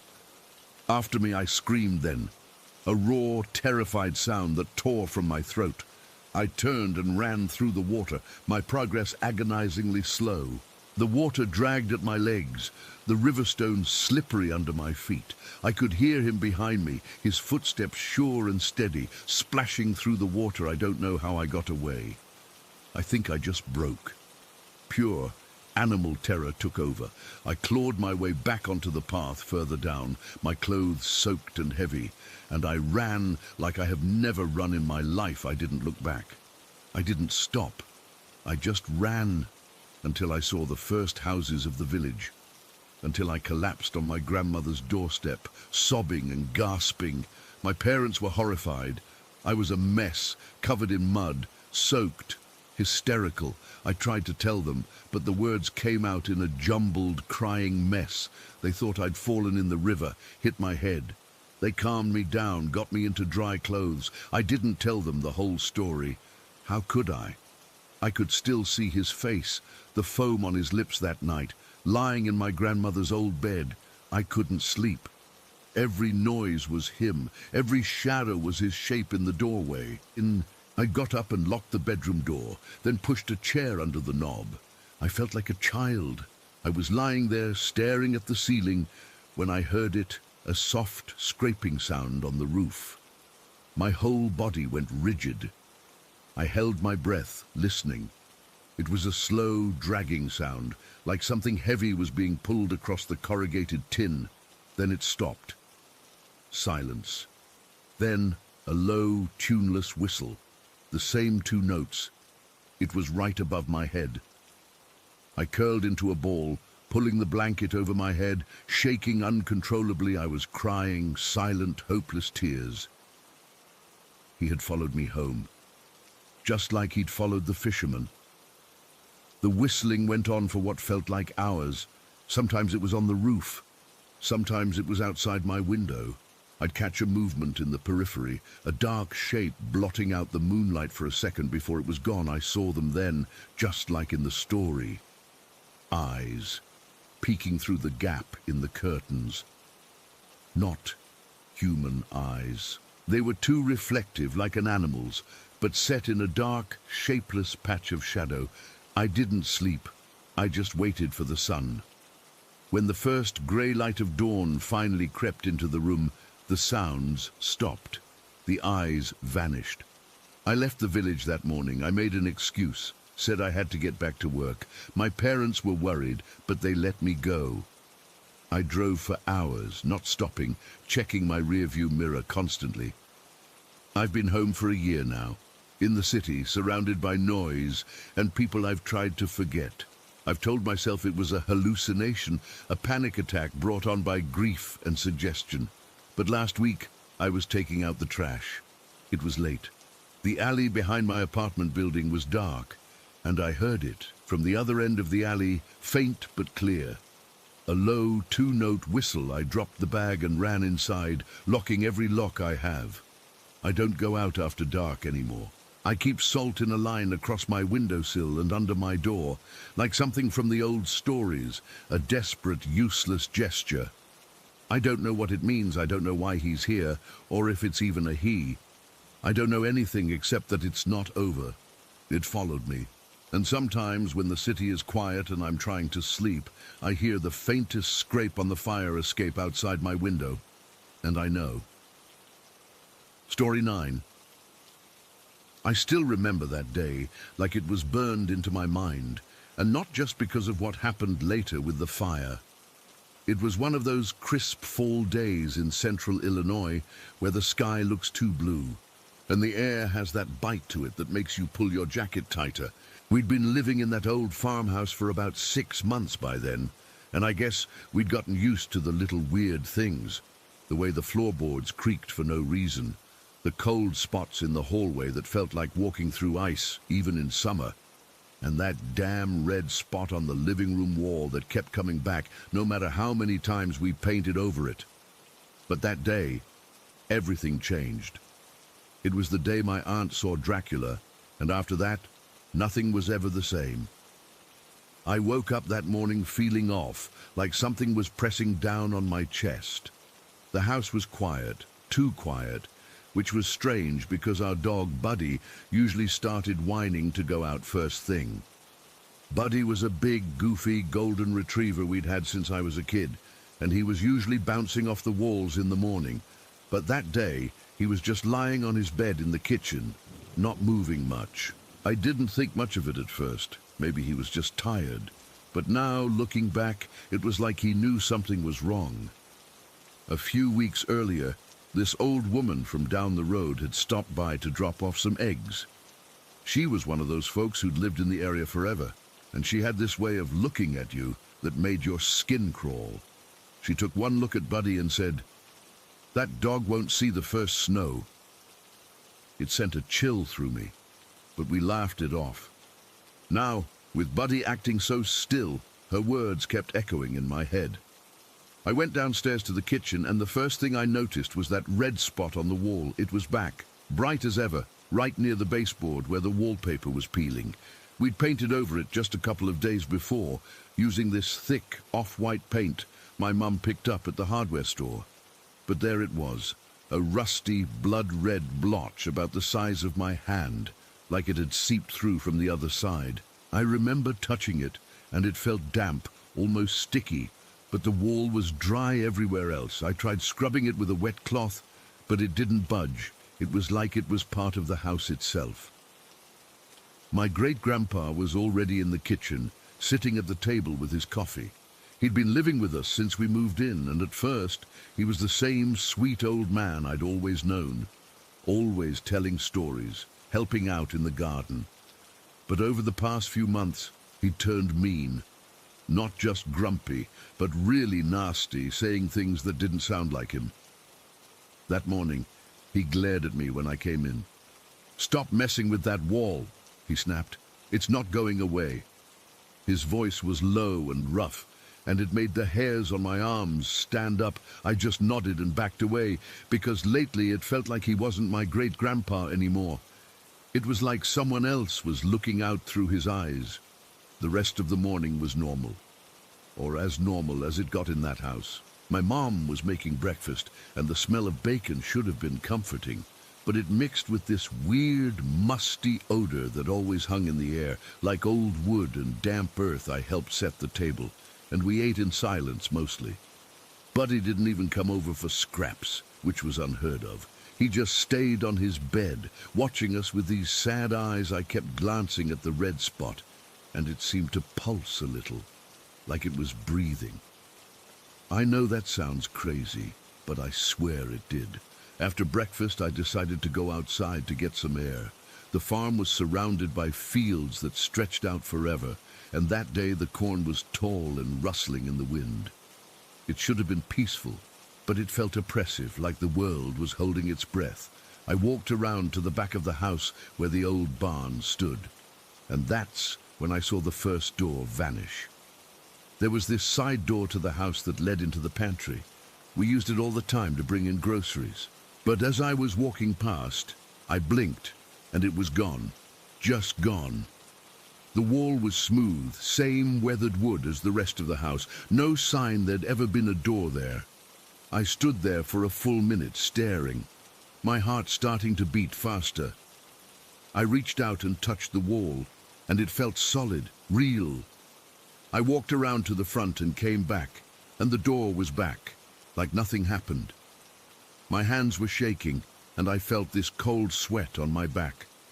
I didn't tell anyone because I thought maybe I was just tired, but deep down, I knew it wasn't my imagination.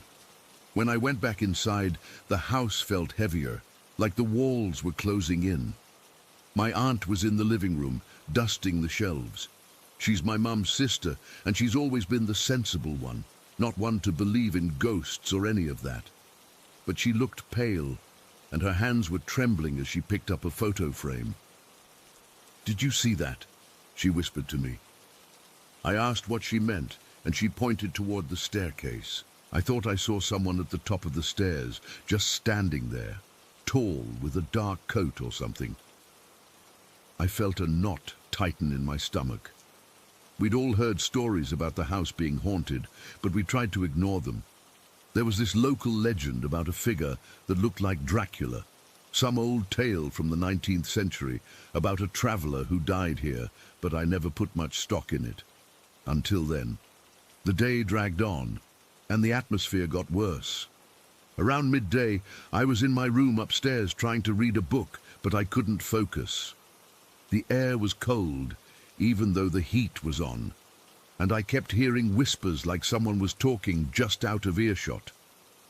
I got up to check the hallway, and that's when I saw the red spot again, but this time it was on the ceiling above my bed. It hadn't been there before, I'd have noticed, and it was dripping slow, thick drops that hit the floor with a soft plop. I backed out of the room, my breath catching in my throat. I ran downstairs to tell my mom, but she was on the phone with a neighbor, and she just shushed me, not really listening. By late afternoon, the tension was unbearable. My great-grandpa had locked himself in his room, and we could hear him muttering, sometimes shouting things we couldn't understand. Buddy still hadn't moved from his bed, and when I went to check on him, his breathing was shallow. I knelt down and petted him, and he licked my hand weakly. That old woman's prediction flashed in my mind, and I felt this surge of panic. What if she was right? What if all this was connected? Then, as the sun started to set, casting long shadows across the fields, it happened. My aunt was in the kitchen, getting a glass of water, and I was in the living room, trying to ignore the red spot that seemed to be spreading. Suddenly, she screamed, a raw, terrified sound that cut through the silence. I rushed in, and she was pointing at the window over the sink. Her face was white, and she was shaking so hard she could barely stand. "I saw him," she choked out. "Dracula, right there in the yard." I looked out the window, and for a second I saw it too. A tall, dark figure standing near the edge of the cornfield, silhouetted against the fading light. It had this long coat that billowed in the wind, and even from a distance I could feel this intense, malevolent energy radiating from it. It didn't move, just stood there, and then it was gone, vanished into thin air. But the feeling lingered, this cold, heavy dread that made my legs feel like jelly. My aunt collapsed into a chair, sobbing, and my mum came running in. We tried to calm her down, but she was hysterical, repeating over and over that it was real, that the house was evil, That's when the hysteria really set in. My great-grandpa came out of his room, and he was yelling now, cursing at us, saying we had to leave, that the house would kill us all.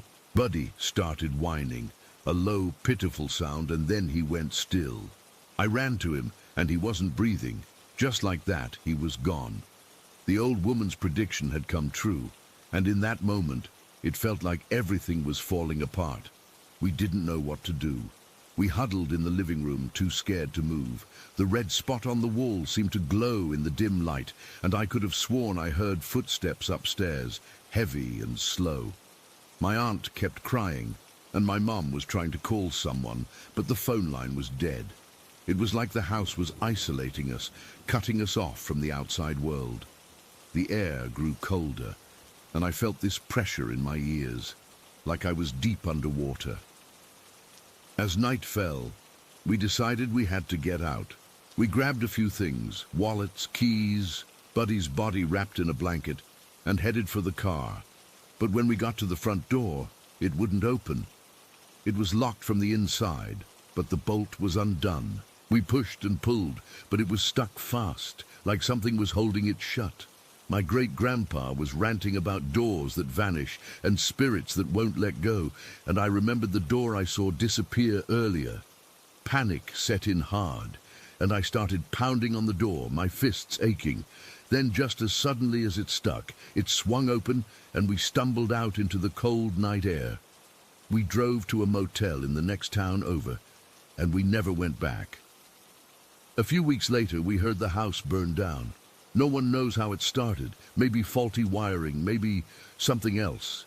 But I'll never forget that day, the fear that gripped us, the way everything spiraled out of control. The red spot, the vanishing doors, my great-grandpa's change, Buddy's death, and that figure in the yard. It all came together in one horrible, endless day. And even now, years later, I can't explain any of it. I just know that something was in that house. Something dark and hungry, and on that day it showed itself. Story 10. It all started when I was 18, and I'm in my mid-20s now. For years I've been hearing these bells, like the kind you find on cat toys, you know, the little jingly ones that make a light tinkling sound, but I've never owned a cat, not once. At first, I thought it was just my imagination, or maybe some noise from outside, but it kept happening. I'd be sitting in my room, or cooking in the kitchen, and I'd hear it clear as day. Sometimes it was faint, like it was coming from another room, and other times it was right next to me, like someone was shaking one of those toys right by my ear. Along with the bells, I started seeing these blobs of color. They're not like full-on shapes or anything, just patches of bright red or blue that float in the corner of my eye. When I turn to look directly at them, they're gone. It's like they're teasing me, just out of sight. I've had my eyes checked and there's nothing wrong with them, so it's not that. Then there was that one time, a couple of years ago, when I heard what sounded like someone rushing through the front door. I was in the living room, and I heard the door slam open, footsteps running through the hallway, and then the microwave in the kitchen beeped like someone had started it. My heart was pounding, and I grabbed a knife from the drawer, ready to confront an intruder. But when I looked, there was no one there. The weirdest part? My dog, who barks at everything from squirrels to the mailman, didn't make a sound. He was just lying there, calm as ever, like nothing happened. That freaked me out more than anything. I thought maybe it was the house itself, like it was haunted or something, so I moved, packed up everything, and found a new place across town. But the bells followed me. That's when I knew it wasn't just the location. It was something else, something attached to me, or maybe in my head. I've never been one to believe in ghosts, but after that, I started wondering. Now, on to last night. I need to focus on this because it was the worst it's ever been. It was a Thursday, I think, just a normal day. I woke up around 7 in the morning, feeling tired because I hadn't slept well the night before. The bells had been quiet for a few days, so I was hoping maybe they'd stopped for good. I went about my usual routine, made coffee, ate some toast, and headed to work. I work from home most days, so I was at my desk by 9, answering emails and trying to focus. But throughout the day, I kept hearing the bells, not loud, just soft jingles here and there. At one point I was on a video call and I heard it so clearly that I paused, thinking someone had dropped something. My colleague asked if everything was okay, and I just brushed it off, saying I thought I heard a noise outside. I didn't want to sound crazy. Around lunchtime I saw one of those blobs, a bright red one, floating near the window. I turned my head quickly, but it vanished. My heart skipped a beat, and I felt this cold sweat break out on my back. It's not that the blobs are scary in themselves, it's the randomness of them, the way they appear when I least expect it. I tried to ignore it and went back to work, but I couldn't shake the feeling that something was off. The afternoon dragged on, and the bells kept up. Sometimes they'd be so quiet I almost missed them. Other times they'd ring out sharply, making me jump. I started checking around the house, looking for anything that could be making the sound. I don't have any cat toys, no wind chimes, nothing like that. I even checked my phone and computer, thinking maybe it was a notification sound, but it wasn't. The sound is distinct, light, metallic and jingly, exactly like a cat bell. By evening I was on edge. I made dinner, some pasta, and ate while watching TV, but I kept pausing the show because I thought I heard something. My dog was with me, and he seemed fine, no barking or growling, which usually comforts me, but tonight it didn't. I kept remembering that time with the door and the microwave, and how he didn't react then either. It made me wonder if he could see or hear things I couldn't, or if he just didn't care. After dinner, I decided to take a shower to relax. The bathroom is down the hall from my bedroom, and as I was walking there, I heard the bells again. This time from the living room. I stopped dead in my tracks, my skin prickling. I stood there for a minute listening, but it stopped. I shook my head and told myself to get a grip. In the shower, the hot water helped a bit, but then I saw a blob of blue in the steam. It was hazy, like a smudge of color, and it faded quickly. I finished up fast, feeling uneasy. I went to bed around 11, hoping to get some sleep. I lay there in the dark, listening to the usual nighttime sounds, the hum of the fridge, cars passing outside, my dog breathing softly at the foot of the bed. But then the bells started up again, softly at first, like they were far away. I tried to ignore them, burying my head in the pillow, but they got louder. It felt like they were circling the room, moving from one corner to another. I must have fallen asleep at some point, because the next thing I knew, I was jolted awake. The room was pitch black, and the bells were ringing like crazy. Not just one or two jingles, but a frantic, chaotic ringing, like someone was shaking a dozen cat toys all at once. My heart was hammering in my chest, and I sat up straight, my breath catching in my throat. I fumbled for my phone on the nightstand and checked the time. It was 4 in the morning, exactly 4. The sound was overwhelming. It wasn't coming from one direction. It was everywhere, filling the room. I could feel it in my bones, this sharp metallic vibration that made my teeth ache. I scrambled out of bed, my legs shaky, and turned on the lamp. The light helped a little, but the bells didn't stop. They kept ringing non-stop, like some kind of alarm. I started searching the room, my hands trembling. I looked under the bed, in the closet, behind the curtains. Nothing. No cat toys, no strings, no explanation. The sound seemed to be coming from the air itself, like it was just hanging there. I remember my throat feeling tight, and I was sweating even though the room was cool. I kept thinking, this isn't real, this can't be happening. But it was. Then I saw the blobs. Not just one, but several. Red, blue, even a sickly green, floating around the room. They weren't solid. They were like patches of light, shimmering and moving erratically. When I tried to focus on one, it would dart away or fade. My head started to spin, and I felt dizzy, like I might pass out. I leaned against the wall, trying to steady myself. but the bells were so loud now that I could barely think. I thought about running out of the room, but I was frozen. What if I opened the door and found something worse? What if it was waiting for me? I've never been so scared in my life. My dog was still on the bed and he lifted his head, looking around. But he didn't bark or growl. He just watched, like he was curious, and that made it even creepier. Why wasn't he reacting? Dogs are supposed to sense things, right?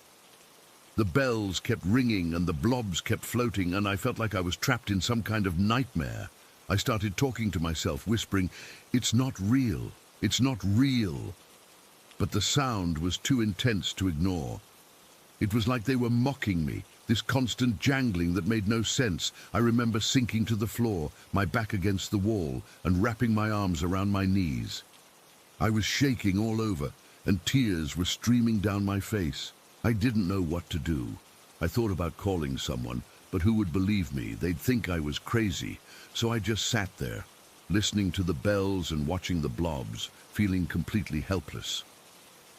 Time seemed to stretch out. I don't know how long I was there, maybe 10 minutes, maybe an hour, but the bells didn't let up. They were relentless, this insane ringing that felt like it was drilling into my skull. I closed my eyes, hoping it would stop, but it only seemed to get louder. Then, out of nowhere, I heard a different sound. It was like a whisper, but not words, just a soft hiss. I opened my eyes, and for a second, the blobs converged into one big, swirling mass of color in the middle of the room. My breath caught and I stared, unable to look away. The mass pulsed, and the bells reached a crescendo so loud that I covered my ears with my hands. But I could still hear it, vibrating through me. I thought I was going to scream, but no sound came out. And then, just like that, it stopped. The bells cut off mid-ring and the blobs vanished. The room was silent, except for the sound of my own ragged breathing. The sudden quiet was almost as jarring as the noise had been. I stayed on the floor, too stunned to move. My ears were ringing from the silence, and my body felt heavy, like I'd been through a workout. I looked around the room. Everything was normal. The bed, the lamp, my dog now asleep again. It was as if nothing had happened, but I knew it had. The fear was still there, coiled in my stomach. I slowly got to my feet, my legs weak, and checked the time again. It was still 4 in the morning, but only a few minutes had passed since I first woke up. I spent the rest of the night sitting on the edge of my bed, too afraid to lie down. Every little noise made me jump, but the bells didn't come back. The blobs didn't reappear. When the sun finally came up, I felt exhausted, but relieved that it was over. For now. I still don't know what it was. Ghosts, paranoia, some kind of neurological thing, I have no idea. But that night, at 4 in the morning, was the most terrifying experience of my life. I'm sitting here now, writing this, and I can still hear the echo of those bells in my head. I keep looking over my shoulder, expecting to see a blob of color, but there's nothing, and that almost scares me more. Story 11. I'd been lying in bed for what felt like hours, trying to drift off, but my mind kept wandering. The room was dark except for the faint glow of the streetlight filtering through the blinds, casting these long, shaky shadows on the walls. I had this weird feeling in my gut, like something was off, but I brushed it off as just being alone in the house. My parents were asleep down the hall, and the whole place was dead quiet. The kind of quiet where you can hear your own heartbeat if you listen closely. Then I heard it. At first, it was just a soft rustling sound, like leaves brushing against each other. I figured it was the bushes outside my window. We had these big, overgrown shrubs that the landlord never trimmed, and they'd rustle whenever a cat or a squirrel ran through them. But then I heard the jingle. It was faint but unmistakable, the sound of a dog's collar tags clinking together. My heart skipped a beat because I knew that sound. It was Milo's collar. Milo was my best friend's dog. A golden retriever with this goofy, happy face and a tail that never stopped wagging. He died a few months back in a really horrible way. He'd gotten his head stuck in some barbed wire out in the field behind their house. My friend found him, and it was messy and traumatic for everyone. I remember my mom sitting me down to tell me about it. And I cried for days because Milo was like part of our group, always there when we played outside, always nudging our hands for pets after he died. Things felt different. My friend's family was devastated, and we didn't hang out as much for a while. Then, one afternoon, I was over at their house, and I saw something that still gives me chills. I was heading up the stairs to grab a board game from my friend's room, and halfway up, I glanced to the side, and there he was, Milo, sitting on the steps, just like he used to when he'd wait for us. But his tail wasn't wagging. It was completely still, and his eyes looked empty, like he wasn't really there. I froze, staring at him, and then in the blink of an eye, he was gone. Vanished. No sound, no movement, just poof. I didn't tell anyone at first because I thought maybe I'd imagined it, but it felt too real. Back to that night in my room, hearing the jingle again, my breath caught in my throat, and I felt this cold sweat break out on my forehead. I tried to convince myself it was nothing. Maybe the wind was playing tricks, or it was a neighbor's dog passing by. But the rustling got louder, more deliberate, like something was pushing through the bushes purposefully. Then the jingling came again, closer this time, right under my window. I was lying on my side, facing the wall, and I could feel the hairs on my arms standing up. My chest felt tight, and I had this urge to pull the covers over my head like a little kid. But another part of me needed to see, what if it was just a stray dog? Or maybe Milo had somehow survived and wandered back. I knew that was impossible. I'd been to his burial, but my brain was scrambling for any logical explanation.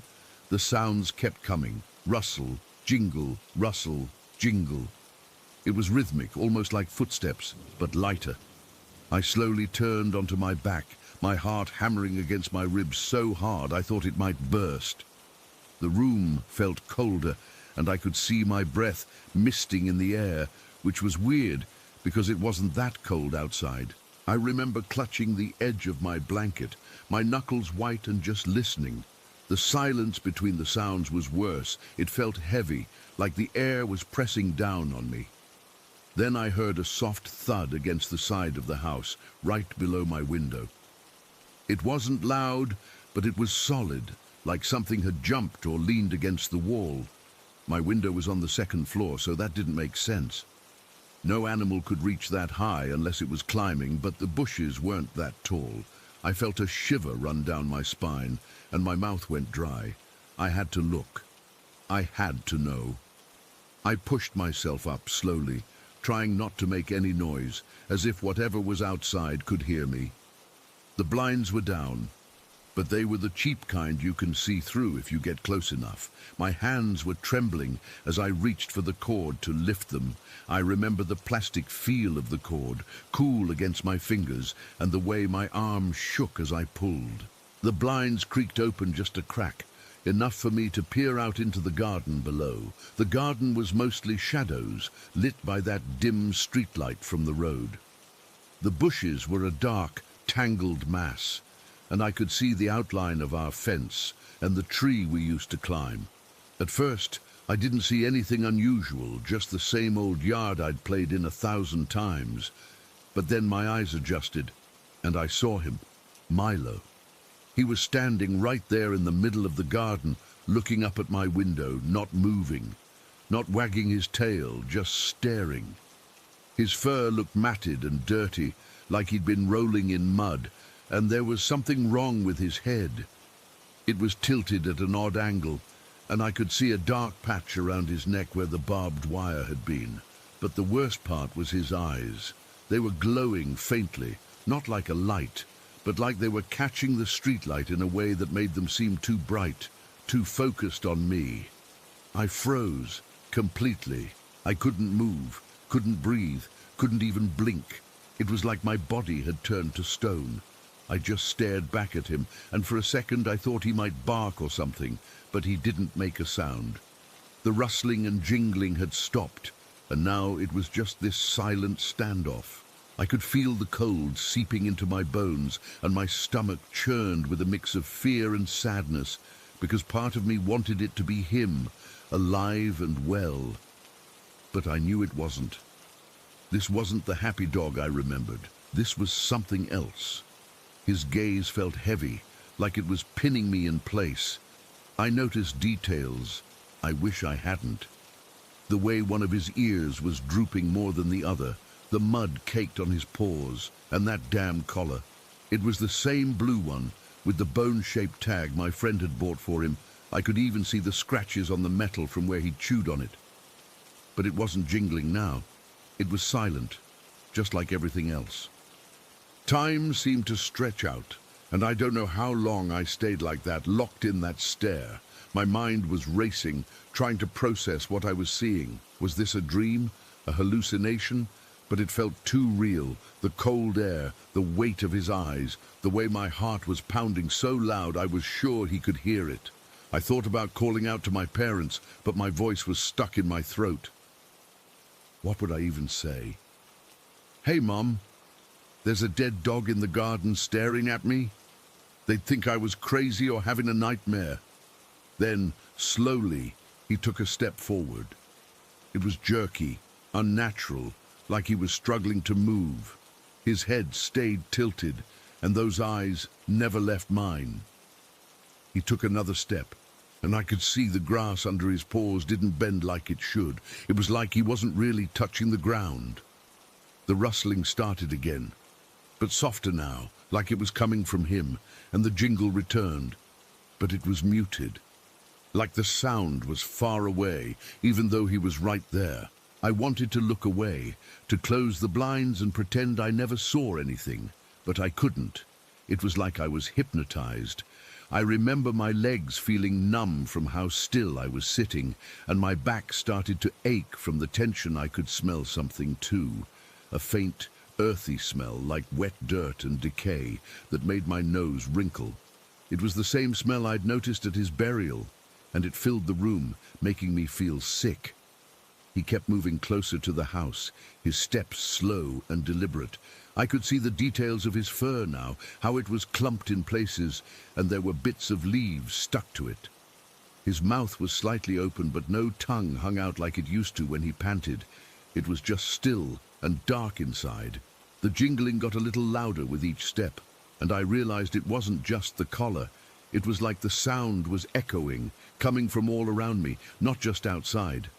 My breathing was shallow, and I felt dizzy. I thought I might pass out, but I couldn't tear my eyes away. He was right under my window now, so close that if I reached out, I could almost touch the glass. But I didn't. Of course, I was too scared. He looked up at me, and for a split second, his eyes seemed to soften like he recognized me, but then they went back to that empty, intense stare. He lifted one paw, like he was about to scratch at the wall, but he didn't. He just held it there, suspended. Then the rustling stopped and the jingling faded away. The garden went silent again, and Milo, he just vanished. One moment he was there, solid and real, and the next he was gone. No fade, no sound, nothing. It was like he'd never been there at all. I sat there for what felt like forever, still frozen, staring at the empty spot where he'd been. My heart was still racing, and I could feel tears welling up in my eyes. From fear, from confusion, from grief. I finally managed to let go of the blind cord, and it snapped back into place with a soft clatter that made me jump. I slumped back onto my bed, pulling the covers over my head, and I didn't sleep the rest of the night. I just lay there, shaking, listening for any sound. But it never came back. That was the last time I saw him. But for years after, on quiet nights, I'd hear that rustle and jingle outside my window. I never looked again. I couldn't. Whatever it was, ghost or memory or something else, it felt too real, too personal. Even now, as an adult, I sometimes wake up in a cold sweat, thinking I hear it. And I'm right back in that room, 11 years old and terrified, with Milo's eyes staring up at me from the garden. I'll never forget it, and I'll never understand it. Story 12. Amy's place was way out in the sticks, a good 45-minute drive from the nearest town. A little old farmhouse she'd inherited from her grandma. It was charming in the daytime, with a big porch and a field out back that went on forever. But at night, it was a different story. It was just so quiet. Not a peaceful quiet, but a heavy, waiting kind of quiet. The sort where your ears almost hurt from straining to hear something, anything. The first night was okay, just a bit unsettling. My boyfriend Mark had come with me because neither of us wanted to be out there alone. We'd ordered a pizza, watched a movie on our laptop, and gone to bed in the guest room. It was fine, a little creaky, but old houses are like that. The second day is when it started. It was a Saturday. I remember because we'd been planning to drive into town to get some groceries for breakfast. We woke up late, the sun was already high, and the house felt fine. Normal. We made coffee in Amy's ancient percolator and were just lounging around in our pajamas. It was around 11 in the morning when I heard the first thing. I was in the kitchen, rinsing my mug, and Mark was in the living room. From upstairs, clear as day, came the sound of a man screaming. It wasn't a yell of surprise. It wasn't someone shouting. It was a full-throated, raw, terrified scream, the kind that hits you right in the gut. It was short, maybe 2 seconds long, and then it was gone. The silence that followed was somehow louder. My whole body went cold. I froze with my hand on the tap, water still running. I looked at Mark. He was sitting bolt upright on the couch, his face pale. He'd heard it too.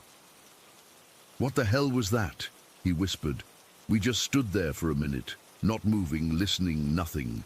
The house was dead quiet again. We crept to the bottom of the staircase and looked up. The hallway at the top was dark, even though it was daytime. The door to the main bedroom was slightly ajar, just a sliver of shadow. "It must have been from outside," Mark said, but his voice was shaky, an animal or something. I wanted to believe him. I really did. But that didn't sound like any animal I'd ever heard. It sounded human, and it sounded like it was coming from right above our heads. We spent the rest of the day on edge. We didn't go upstairs. We stuck together, talking in hushed voices, trying to laugh it off. But the laughter was hollow. Every time the old refrigerator kicked in, we'd both jump. The house felt different now. It felt like we were being watched. The air was thick, and the corners of the room seemed darker than they should have been. As the sun started to go down, the feeling got worse. We decided to just go to bed early, try to sleep through the night, and get out of there first thing in the morning. We didn't even discuss it. We both just knew we weren't staying an extra night. We went upstairs together, side by side, turning on every light we passed. The guest room felt a little safer, maybe because we'd already slept there once. We got into bed with the lamp on the nightstand still glowing, casting a warm yellow circle on the wall. We left the bedroom door open a crack, a stupid little comfort, so the hallway light could spill in. I don't know what time it was when I woke up. It was the middle of the night, pitch black outside the window. The lamp was off. I don't know who turned it off. I remember lying there, completely awake in an instant, my heart already hammering in my chest. I hadn't heard a noise. I'd just woken up. And I knew, with a certainty that was absolutely terrifying, that we were not alone in the room. I could feel a presence. It's hard to describe, but it was like a pressure change in the air, a cold spot that wasn't there before. I was lying on my side, facing the door, and I could feel something standing in the corner of the room, behind me, near the closet. I was too scared to move, too scared to even breathe deeply. I could hear Mark breathing softly beside me, still asleep. Then, from the hallway, I heard a dragging sound, a slow, heavy scrape, like someone was pulling a sack of concrete across the wooden floorboards. Scrape, pause. Scrape. Pause. My eyes were fixed on the sliver of the open doorway. The hallway light was still on, so I could see a strip of the worn floral carpet outside. The dragging sound was getting closer. It was right outside the door. Now I finally found the courage to move my arm, just an inch, to nudge Mark. He grunted in his sleep. I nudged him harder, my fingers digging into his side. "Mark," I hissed, my voice a dry croak. He stirred, and his eyes opened. He saw the look on my face and was instantly alert. "What?" he whispered. We both lay there, frozen, listening. The dragging sound had stopped. The silence was worse. It felt like whatever it was now standing right outside our door, listening to us. And then the door began to move. It swung inward, slowly, without a sound. The hallway light poured into the room, and standing in the doorway was a figure. It was a man, but he was wrong.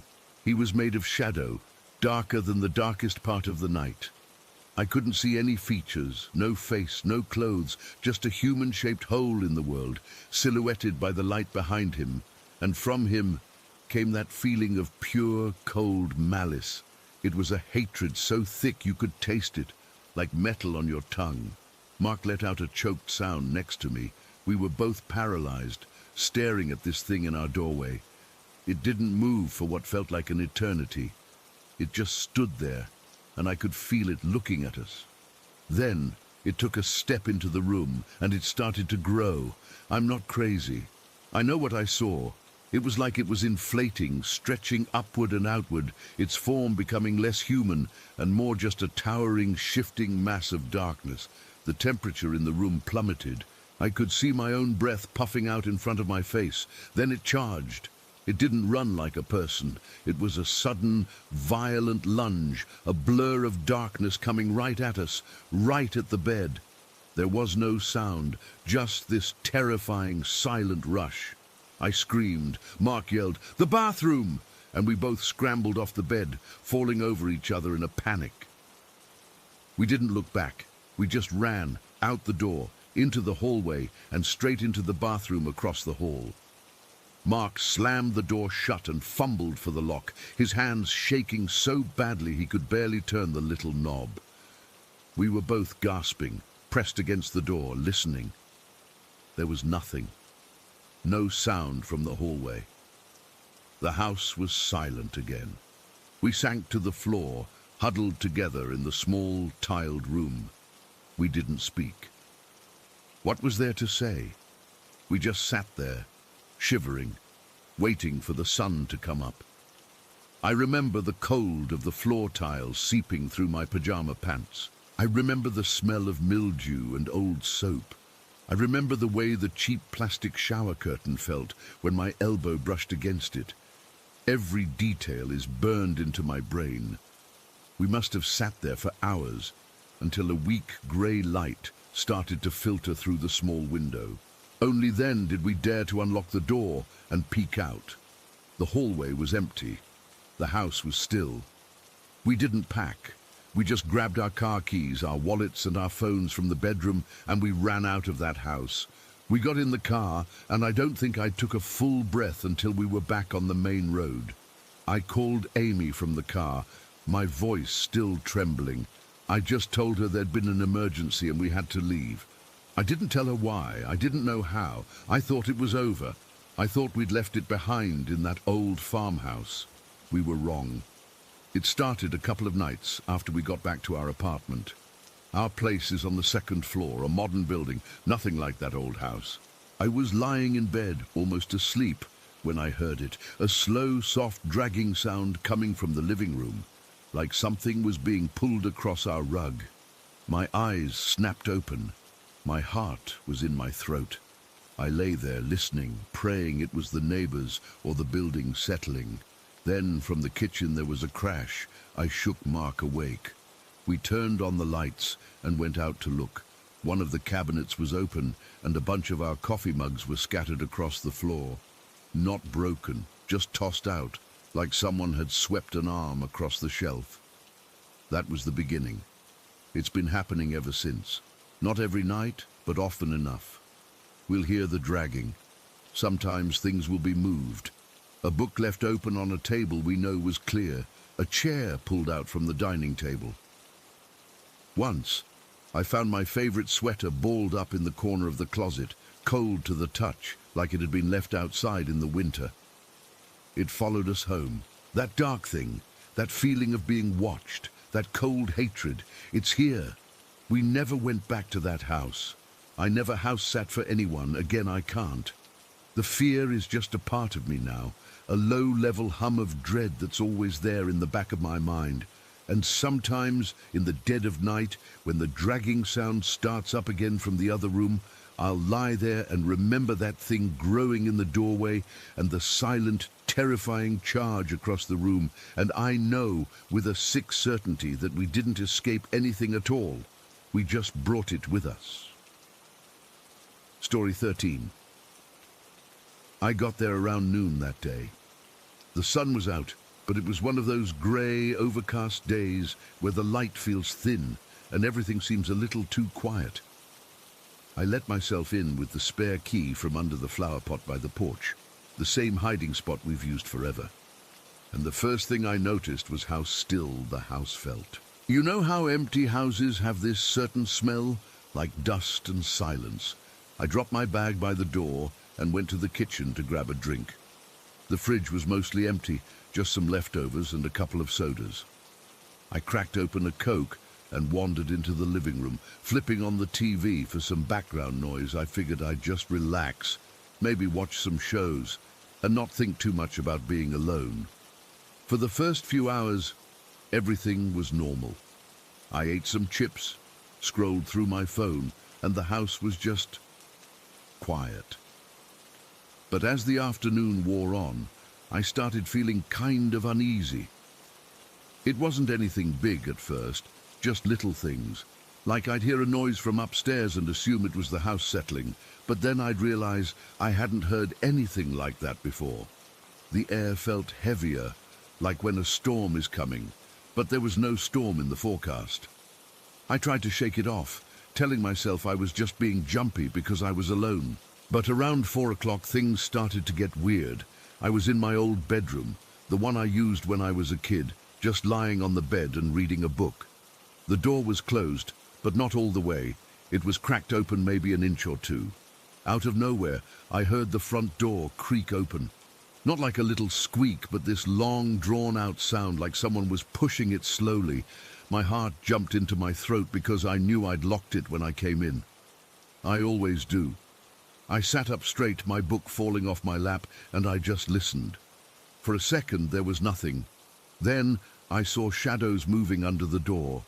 Not like someone walking past, but these dark, shifting shapes, like something was standing right outside. They moved slowly, back and forth, and my skin started to crawl. I didn't want to move, but I had to check. I mean, what if it was just a neighbor or something? But deep down, I knew it wasn't.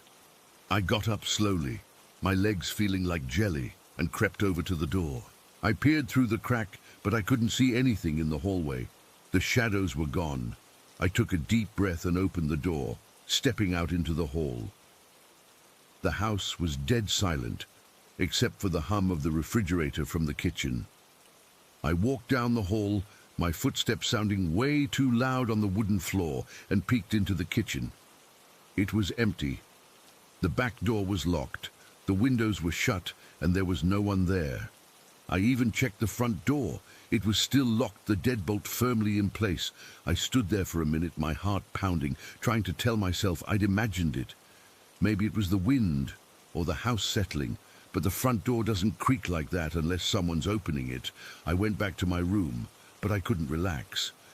Every little noise made me jump. The ticking of the clock in the living room, the faint buzz of the TV I'd left on. I decided to just stay in my room and wait it out. Maybe I was overtired or something. But then, about an hour later, the light in my room flickered. It wasn't like a power surge. It was this slow, deliberate flicker, like someone was playing with the switch. The bulb dimmed, then brightened, then dimmed again, and a cold, heavy feeling wrapped around me. It wasn't just a chill, It was like this weight pressing down on my chest, making it hard to breathe. The air got so cold that I could see my breath, even though the heat was on. I wrapped my arms around myself, shivering, and that's when I heard a soft shuffling sound from the hallway. I didn't want to look, but I had to. I crept to the door again and slowly opened it. The hallway was dark, but the light from my room spilled out, and at the far end by the front door I saw it, a tall, dark figure. It was just standing there, not moving. It wasn't like a person. It was too tall, too thin, and it seemed to absorb the light around it, like a shadow that had depth. I couldn't make out any features, no face or clothes, just this black shape that felt wrong. My whole body went rigid with fear. I couldn't move, couldn't scream. I just stood there, frozen, watching it. Then it turned toward me. I didn't see eyes or anything, but I felt it looking at me. And that's when it opened what I can only describe as a mouth-like shape. It wasn't a real mouth. It was just this black gap in the middle of the figure, and from it came this sound. A piercing shriek that sounded like broken metal being dragged across concrete. It was so loud and so sharp that it felt like it was drilling into my skull. At the exact same time, every picture frame in the hallway crashed to the floor, not one or two, all of them. The glass shattered, and the frames hit the wood with this sickening thud. The sound of the shriek and the crashing mixed together, and for a second, I thought my eardrums were going to burst. I don't know how long I stood there, shaking. It felt like forever, but it was probably only a few seconds. The figure just vanished. One moment it was there, and the next it was gone, like it had never been there at all. The cold feeling lifted, and the air warmed up again, but the shriek was still echoing in my ears. I stumbled back into my room and slammed the door shut, leaning against it because my legs were about to give out. I could hear the broken glass crunching under my feet from the hallway, but I didn't dare look. I waited there for what felt like hours, with all the lights in my room turned on. I didn't move, didn't make a sound. I just sat on the floor, my back against the door, listening for any more noises. My heart was racing so fast I thought it would jump out of my chest. Every time I closed my eyes, I saw that figure, heard that shriek. I kept expecting it to come back, but it didn't. Eventually the sun started to come up, and the room got lighter. I stayed like that until I was sure it was morning, and then I slowly got up and opened the door. The hallway was a mess, broken glass and picture frames everywhere. I picked up one of the frames. It was a photo of my family from a few years ago, and the glass was shattered right over our faces. I just stood there staring at it, and that's when it hit me. This was proof. It really happened. I wasn't dreaming or hallucinating. I spent the rest of the day cleaning up, my hands shaking the whole time. I called my parents and told them I had to leave early, made up some excuse about work. I didn't tell them what happened because I knew they wouldn't believe me. Who would? Even now, months later, I can still hear that shriek in my head. It's like it's burned into my brain. Every time I see a shadow or hear a creak, I freeze up. I don't know what that thing was, and I don't think I ever will. All I have are the memories and those broken frames, and this feeling that something was in that house with me, something that shouldn't exist. And sometimes when it's quiet, I swear I can still feel that cold, heavy weight, like it's waiting for me to come back.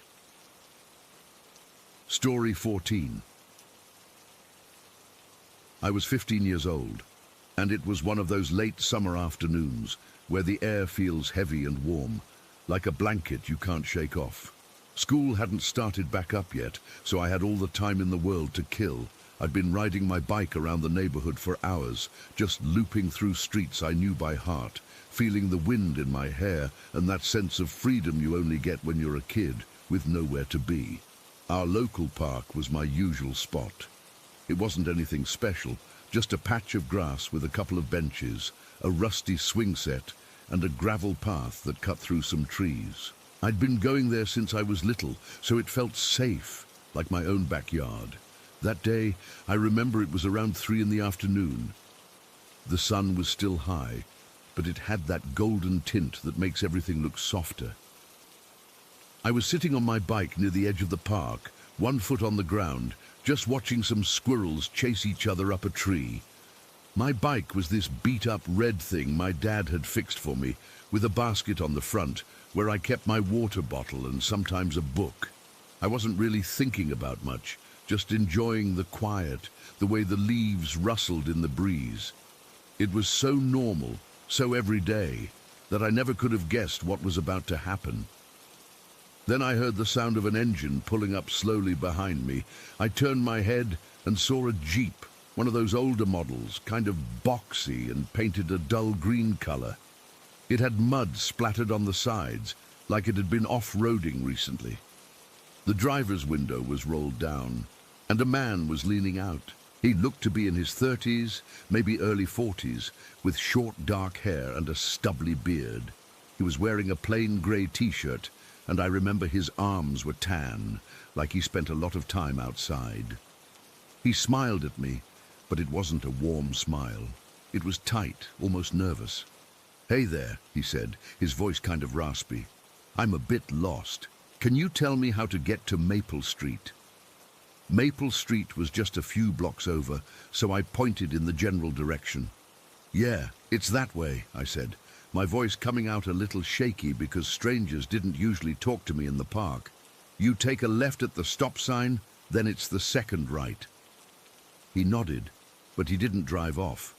Instead, he kept looking at me, his eyes scanning me up and down in a way that made my skin crawl. I felt a knot form in my stomach, and I gripped my handlebars tighter. The park was mostly empty, just an old lady walking her dog in the distance, and suddenly it felt way too isolated. "Ooh, you're a pretty kid," he said, and the way he said kid felt wrong, like he was reminding me I was young. "What's your name?" I didn't want to tell him. Something in his tone set off alarms in my head. I shook my head slightly and mumbled, "I should get going." But he didn't take the hint. He leaned a little farther out the window and his smile widened, but it didn't reach his eyes. "No, wait," he said. "I'm new around here. It's tough making friends. You look like you know how to have fun. Want to come for a ride? We could have some fun together." The word fun hung in the air, and my blood ran cold. It wasn't just the word. It was the way he said it, low and suggestive, like it was a secret between us. My heart started pounding so hard I could feel it in my ears, and my palms got sweaty on the grips. I'd heard stories about stuff like this, strangers offering kids rides, luring them away. But I never thought it would happen to me, not in broad daylight in my own neighborhood. I didn't say anything. I just kicked off with my foot and started pedaling, not even looking back. My legs felt weak, like jelly, but I pushed as hard as I could. The gravel crunched under my tires, and I could hear the Jeep's engine revving behind me. For a second I thought he was following me, and panic seized me. I glanced over my shoulder. He was still parked, watching me, but he hadn't moved yet. That made it worse, because I didn't know if he'd come after me. I tore out of the park and onto the sidewalk, my bike wobbling because I was going too fast. The wind whipped against my face, but it didn't cool me down. I was sweating all over, my shirt sticking to my back. Every car I passed made me jump, thinking it was the Jeep. My mind was racing. What if he knew where I lived? What if he was waiting for me? I kept pedaling, my breath coming in ragged gasps. The ride home usually took 5 minutes, but it felt like an eternity. I could still see his face in my mind, that fake smile, the way his eyes lingered on me. When I finally reached my house, I practically threw my bike on the lawn and ran inside, slamming the door behind me. I was trembling so bad I could barely turn the lock. My mom was in the kitchen, chopping vegetables for dinner, and she looked up when I burst in. "What's wrong?" she asked immediately, her voice sharp with concern. I couldn't get the words out at first. I just stood there, breathing heavily, my chest tight. Tears welled up in my eyes, but I blinked them back. "There was a man," I stammered, my voice cracking, "in a Jeep at the park. He asked for directions, but then he..." He said things. My mum dropped the knife and came over, putting her hands on my shoulders. What did he say? Are you okay? I told her everything, stumbling over the details, the jeep, the way he looked, the compliment, the offer of fun. As I spoke, I could see the color drain from her face. Her grip tightened on my shoulders. Did he touch you? Did he follow you? I shook my head. No, but I was so scared. I thought he might chase me. Without another word, she went to the phone and called the police. I sat at the kitchen table, my hands still shaking, and listened to her describe everything to the dispatcher. She gave them my description of the man and the jeep, and they said they'd send a car to patrol the area. After she hung up, she sat down with me, her expression grim. You did the right thing coming straight home, she said, but I could hear the fear in her voice too. The rest of the day is a blur. I stayed inside, jumping at every noise outside. My mom kept the curtains closed, and we didn't talk much. I kept replaying the encounter in my head over and over. Why did he pick me? Was it random, or had he been watching me? The thought made me sick to my stomach. I couldn't eat dinner, and I went to bed early. But I didn't sleep. Every time I closed my eyes, I saw his face, heard his voice. The police never found him, as far as I know. They came by the next day to take a formal statement, but without a license plate or more details, there wasn't much they could do. Life went back to normal eventually, but I never felt the same about that park or about being alone outside. For years after, I'd get a chill down my spine whenever I saw a green Jeep, and I'd cross the street to avoid it. That day changed me. It was the first time I realized that bad things don't just happen in stories or on the news. They can happen to you in the middle of an ordinary afternoon when you least expect it. And even now, I can't explain why he targeted me or what he really wanted. It's just this ugly memory that pops up sometimes, leaving me with that same cold fear I felt biking home, wondering what might have happened if I'd stayed. A dream, story 15. I've never been able to shake this one day from my memory, no matter how hard I try. It's been years, but I can still feel it like it was yesterday. I need to write this down, because keeping it inside makes it feel like it's still happening, and maybe putting it out there will help. I don't know, I was just a kid, maybe 8 or 9 years old, and we lived in this old house that always had a weird vibe to it. Not like in the movies, where things are obviously haunted, but just off, like the air was heavier in some rooms, and sometimes you'd hear things when nothing was there. That particular day started like any other. I woke up early, around 6 in the morning, because the sun was already streaming through my window. My room was at the end of the hallway, and it always felt a little isolated from the rest of the house. I remember the wallpaper had these faded flowers on it, and in certain lights they looked like faces staring back at you. I'd seen stuff before in that house. Whispers when I was alone, my toys moving on their own once or twice, and sometimes, out of the corner of my eye, I'd catch a glimpse of a girl in a white gown. She'd just be there for a second, then gone. I never told anyone because I thought they'd think I was making it up, or worse, that I was crazy. That morning, I got out of bed and went to the kitchen. My mum was already up making breakfast, and the radio was on softly. Everything felt normal, but I had this knot in my stomach, like something was wrong. I didn't know why. I ate my cereal and tried to ignore it, but I kept hearing this faint whispering from the living room. It wasn't words, more like someone humming or mumbling under their breath. I asked my mum if she heard it, but she just shrugged and said it was probably the neighbors. We didn't have neighbors close enough for that, though. As the day went on, things got weirder. Around 10 in the morning, I was in my room playing with some action figures when one of them just slid across the floor on its own. Not like it fell. It moved in a straight line, like someone pushed it. I froze for a second, my heart beating faster. I picked it up and put it back, but then another one did the same thing. I remember my hands were shaking, and I felt cold, even though it was a warm day. I decided to go outside and play in the yard, thinking maybe some fresh air would help. The yard was big, with a lot of trees, and I usually felt safe out there. But that day, the shadows seemed longer, and I kept feeling like someone was watching me from the woods behind the house. I saw the girl in the white gown again, just standing between two trees. She wasn't moving, just staring at me. I blinked, and she was gone. My throat felt tight, and I ran back inside, my chest heaving. I didn't tell my mom because she was busy with laundry, and I didn't want to bother her. Lunchtime came and went, and I tried to distract myself with TV. But the whispers were back, louder this time.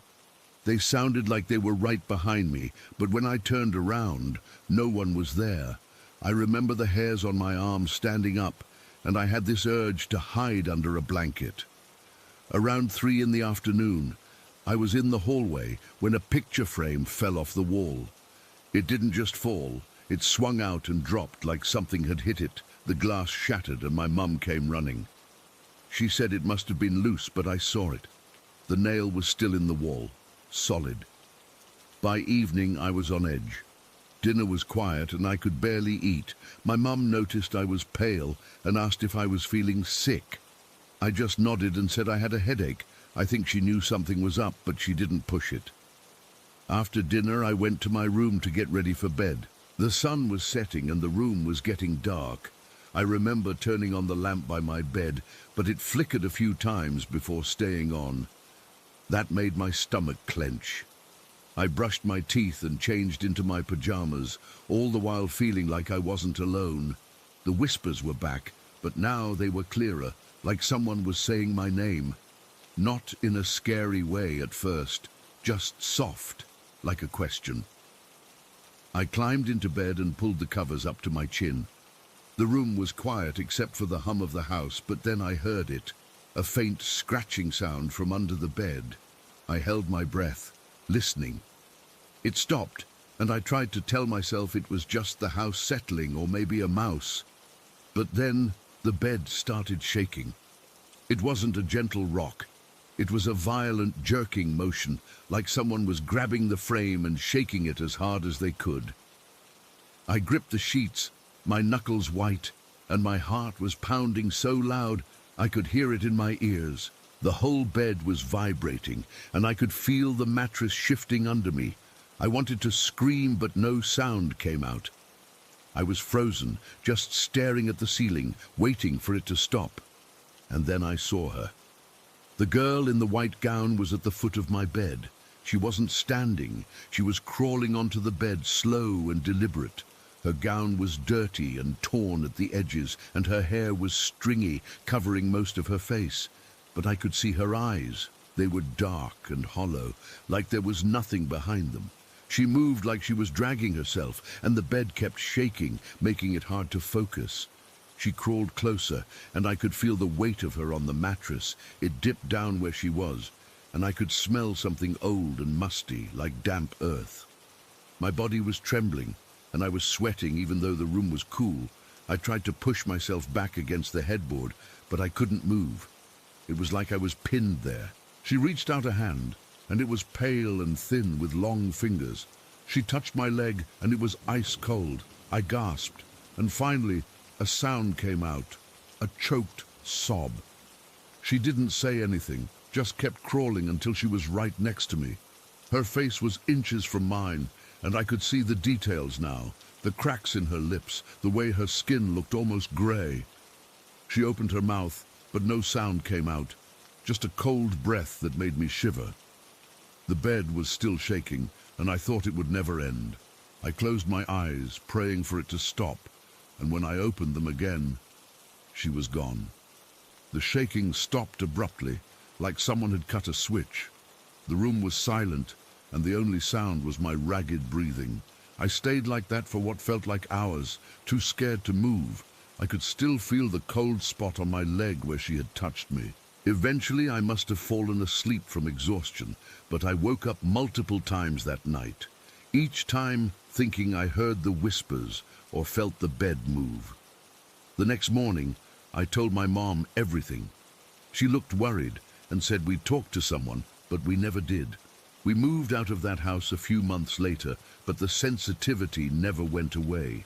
Even now, as an adult, I sometimes hear whispers or see things out of the corner of my eye, and I always sleep with a light on. But that day, that one day, is burned into my mind. I still don't know what it was, and I probably never will. Story 16.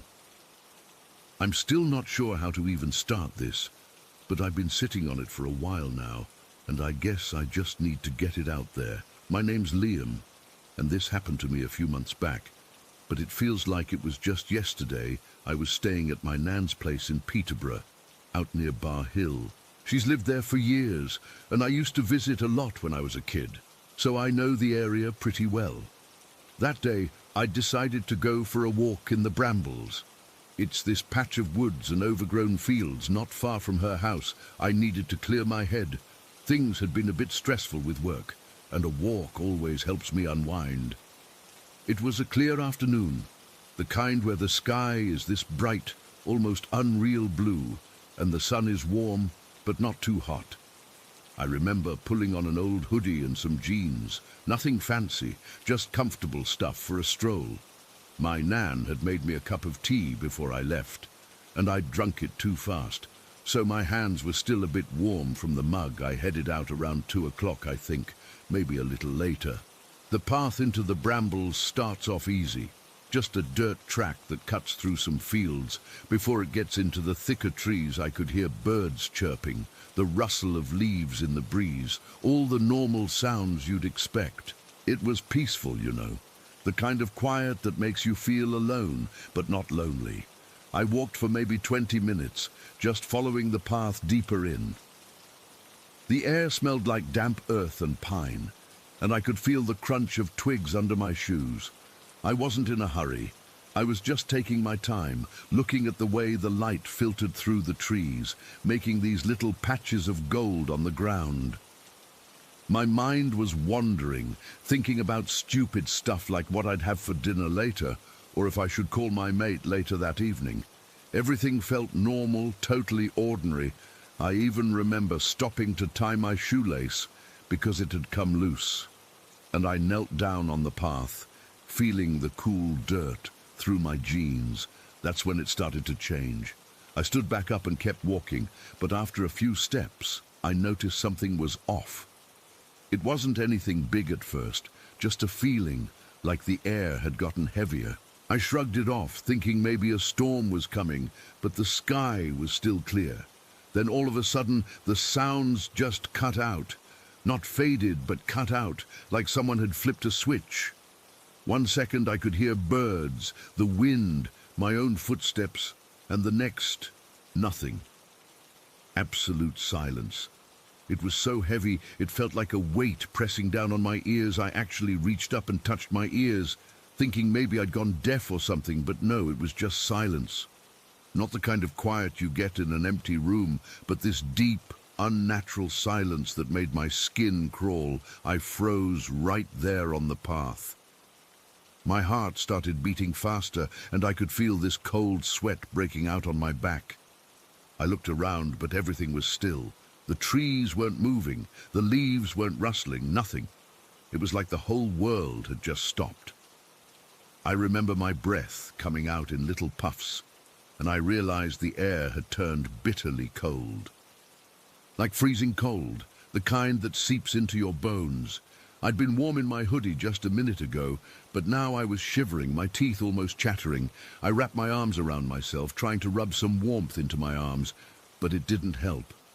The cold felt wrong, like it wasn't from the weather, but from something else. That's when I saw it. Out of the corner of my eye, movement in the trees to my left. I turned my head slowly, my body stiff with fear. And there it was. This grayish, hunched thing, maybe about the size of a large dog. But it was moving on all fours in a way that wasn't right. Its fur was patchy, like it had mange or something, with bald spots showing through, and it was a dull, dirty grey color. But the worst part was its eyes. They were burning orange, with these tiny red pupils that seemed to glow in the dim light. It was making this low, grisling sound, like a mix between a growl and a whine. But it was so quiet I almost didn't hear it over the silence. Almost, but not quite. It was there, this faint, horrible noise that made the hairs on my arms stand up. I couldn't move. I was rooted to the spot, just staring at it. The creature was maybe 10 feet away, and it was looking right at me. Its head was low, and it moved in a jerky, unnatural way, like its joints didn't work properly. I could see its ribs sticking out under the patchy fur, and its legs were thin and bony. It felt hostile, not like an animal that was just curious, but like it wanted to hurt me. The air around it seemed even colder, like a pocket of ice, and I could feel that cold spreading toward me. My hands were shaking so bad I had to clench them into fists to stop them. Then it locked eyes with me, those orange eyes with the red pupils. They were fixed on mine, and for a few seconds it felt like time had stopped. I couldn't look away. It was like those eyes were pulling me in, and I felt this overwhelming sense of dread, like I wasn't supposed to be there, like I was trespassing on something that didn't belong to me. My stomach twisted into a knot, and I thought I might be sick. I could hear my own heartbeat pounding in my ears, loud and fast, but that was the only sound. Everything else was still dead silent. The creature didn't blink. It just stared, and I could feel its gaze like a physical force, pushing me back. It was so intense that I started to feel lightheaded, like I might pass out. I don't know how long we stood there like that, maybe 5 seconds, maybe 10, but it felt like an eternity. My mind was racing, trying to make sense of what I was seeing, but nothing made sense. This wasn't some animal I recognized. It was something else, something not of this world. The grisling sound got a little louder, and I saw its mouth open slightly, showing rows of sharp, yellow teeth. It didn't snarl or anything, but the sound was enough to make my blood run cold. I could smell something then, this faint, sour odor like rot or decay, and it made my nose wrinkle. Then, as suddenly as it had appeared, it vanished. 1 second it was there, and the next, it was just gone. Not like it ran away or anything. It literally disappeared, like it had never been there at all. And the moment it was gone, the sounds came back. All at once, the birds started chirping. The wind rustled the leaves, and I could hear my own ragged breathing. The cold lifted too, and the air felt warm again, like nothing had happened. But I was still standing there, frozen, my heart hammering in my chest. For a second, I just stood there trying to process it. My legs felt weak, and I had to lean against a tree to steady myself. The bark was rough under my hand, and I could feel the warmth of the sun on my face, but it didn't comfort me. All I could think about was those eyes, that silence, the cold. I looked around, half expecting to see it again, but there was nothing. Just the normal woods, the path, the sounds of nature. It was like I'd imagined the whole thing, but I knew I hadn't. The fear was too real, too raw. That's when the panic set in. I didn't stop to think. I just turned and ran. I ran like I've never run before, my feet pounding on the dirt path, twigs snapping under me. I didn't look back. I could feel the adrenaline surging through me, making my legs move, even though they felt like jelly. My breath was coming in gasps and my chest hurt, but I didn't slow down. I kept thinking about that creature, about how it had looked at me, and I was terrified it would reappear, that it would follow me. The path seemed longer on the way back, like it had stretched out, and every shadow in the trees made me jump. I remember tripping over a root and almost falling, but I caught myself and kept going, my hands scraping against the ground. As I got closer to the edge of the brambles, I could see the fields ahead, and then my Nan's house in the distance. It was a relief, but the fear didn't go away. I burst out of the trees and into the open field, my legs burning, and I didn't stop running until I was at her back door. I fumbled with the handle, my hands shaking so bad I could barely turn it, and then I stumbled inside, slamming the door shut behind me. I leaned against it, panting, my whole body trembling. My Nan was in the kitchen, and she looked up from whatever she was doing, her face concerned. She asked me what was wrong, but I couldn't get the words out. I just shook my head and went to the sink to splash water on my face, but my hands were still shaking, and I ended up spilling water everywhere. I spent the rest of the afternoon sitting in her living room, wrapped in a blanket, even though it wasn't cold inside. I couldn't stop thinking about what I'd seen. My Nan kept asking if I was okay, and I just told her I'd had a scare, but I didn't go into details. How could I? It sounded crazy. Even to me, I kept replaying it in my head. The silence, the cold, the creature's eyes. Those eyes were the worst part. They weren't just animal eyes. They felt intelligent, malicious, like they knew things I didn't. I felt violated, like something had peered into my soul and found me wanting. Later that evening, I tried to go outside again, just to the garden, but I couldn't do it. The moment I stepped out, I felt this wave of anxiety, and I hurried back inside. I didn't sleep well that night. Every little noise had me jumping, and I kept seeing those orange eyes in the dark. The next day, I went back to the brambles in the daylight, with my Nan's dog for company, but there was nothing there. No sign of anything unusual, just the same old woods. But I haven't been back since, not alone. I can't shake the feeling that whatever that thing was, it's still out there waiting. And sometimes, when it's quiet, I get this chill, like I'm back in that silence, and I can almost hear that low, grisling sound again. I don't know what it was, and I probably never will, but I know one thing for sure: I'm never going back to the brambles alone again. Story 17. Her eyes were wide, pupils huge, and tears were streaming down her cheeks. She wasn't just crying, she was sobbing in this choked, gasping way that made my stomach drop. I sat up fast, the blankets tangling around my legs. "What's wrong?" I mumbled, my voice thick with sleep. But she didn't answer right away. She just kept shaking, her fingers digging into my arms like she was afraid I'd float away. Then she started talking, her words coming out in a rush, all jumbled and desperate. "Something tried to pull my soul out," she said, her voice cracking. "I felt it like a yank deep inside me. It was pulling me away, and I couldn't stop it." She was breathing hard, almost hyperventilating, and I reached out to steady her, my own heart starting to pound. The room felt colder suddenly, like a draft had slipped in, but the window was closed. I remember thinking that, how the air got sharper. She went on, describing how she'd been lying in bed, half asleep, when she felt this incredible heaviness settle over her. Not like sleep paralysis, which she's had before. This was different. She said it was like her body turned to lead, but her mind was clear, too clear. And then she saw me, but I was far away, like through a tunnel or something, even though our rooms are right next to each other. That part freaked me out the most, because how could she see me if I was asleep in my bed? She said it felt like something was tugging at her core, trying to rip her soul right out of her chest. She used those words, "yank it away." And she felt this coldness, like ice spreading through her veins, and then a pull so strong she thought she was going to be dragged out of her body.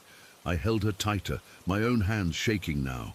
I could feel how clammy her skin was, and she smelled like sweat and fear. I kept telling her it was okay, that she was safe, but I didn't believe it myself, because right then, as she was talking, we heard it. Bell chimes. Clear, melodic, like from a church or one of those wind chimes people hang on porches. But we don't have any bells in our house, not even a clock that chimes. And it wasn't coming from outside. It sounded like it was right in the room with us, all around us, like the air itself was ringing. Mary let out this sharp cry and leaped onto me, wrapping her arms around my neck so tight I could barely breathe. Her whole body went rigid, and she buried her face in my shoulder, sobbing again. I held her, my eyes darting around the room, trying to figure out where the sound was coming from. But there was nothing, no source, just these chimes ringing 3 or 4 times, then fading away into silence. The silence afterward was worse, because it felt like something was waiting, watching us. That's when my mum came in. She must have heard the commotion.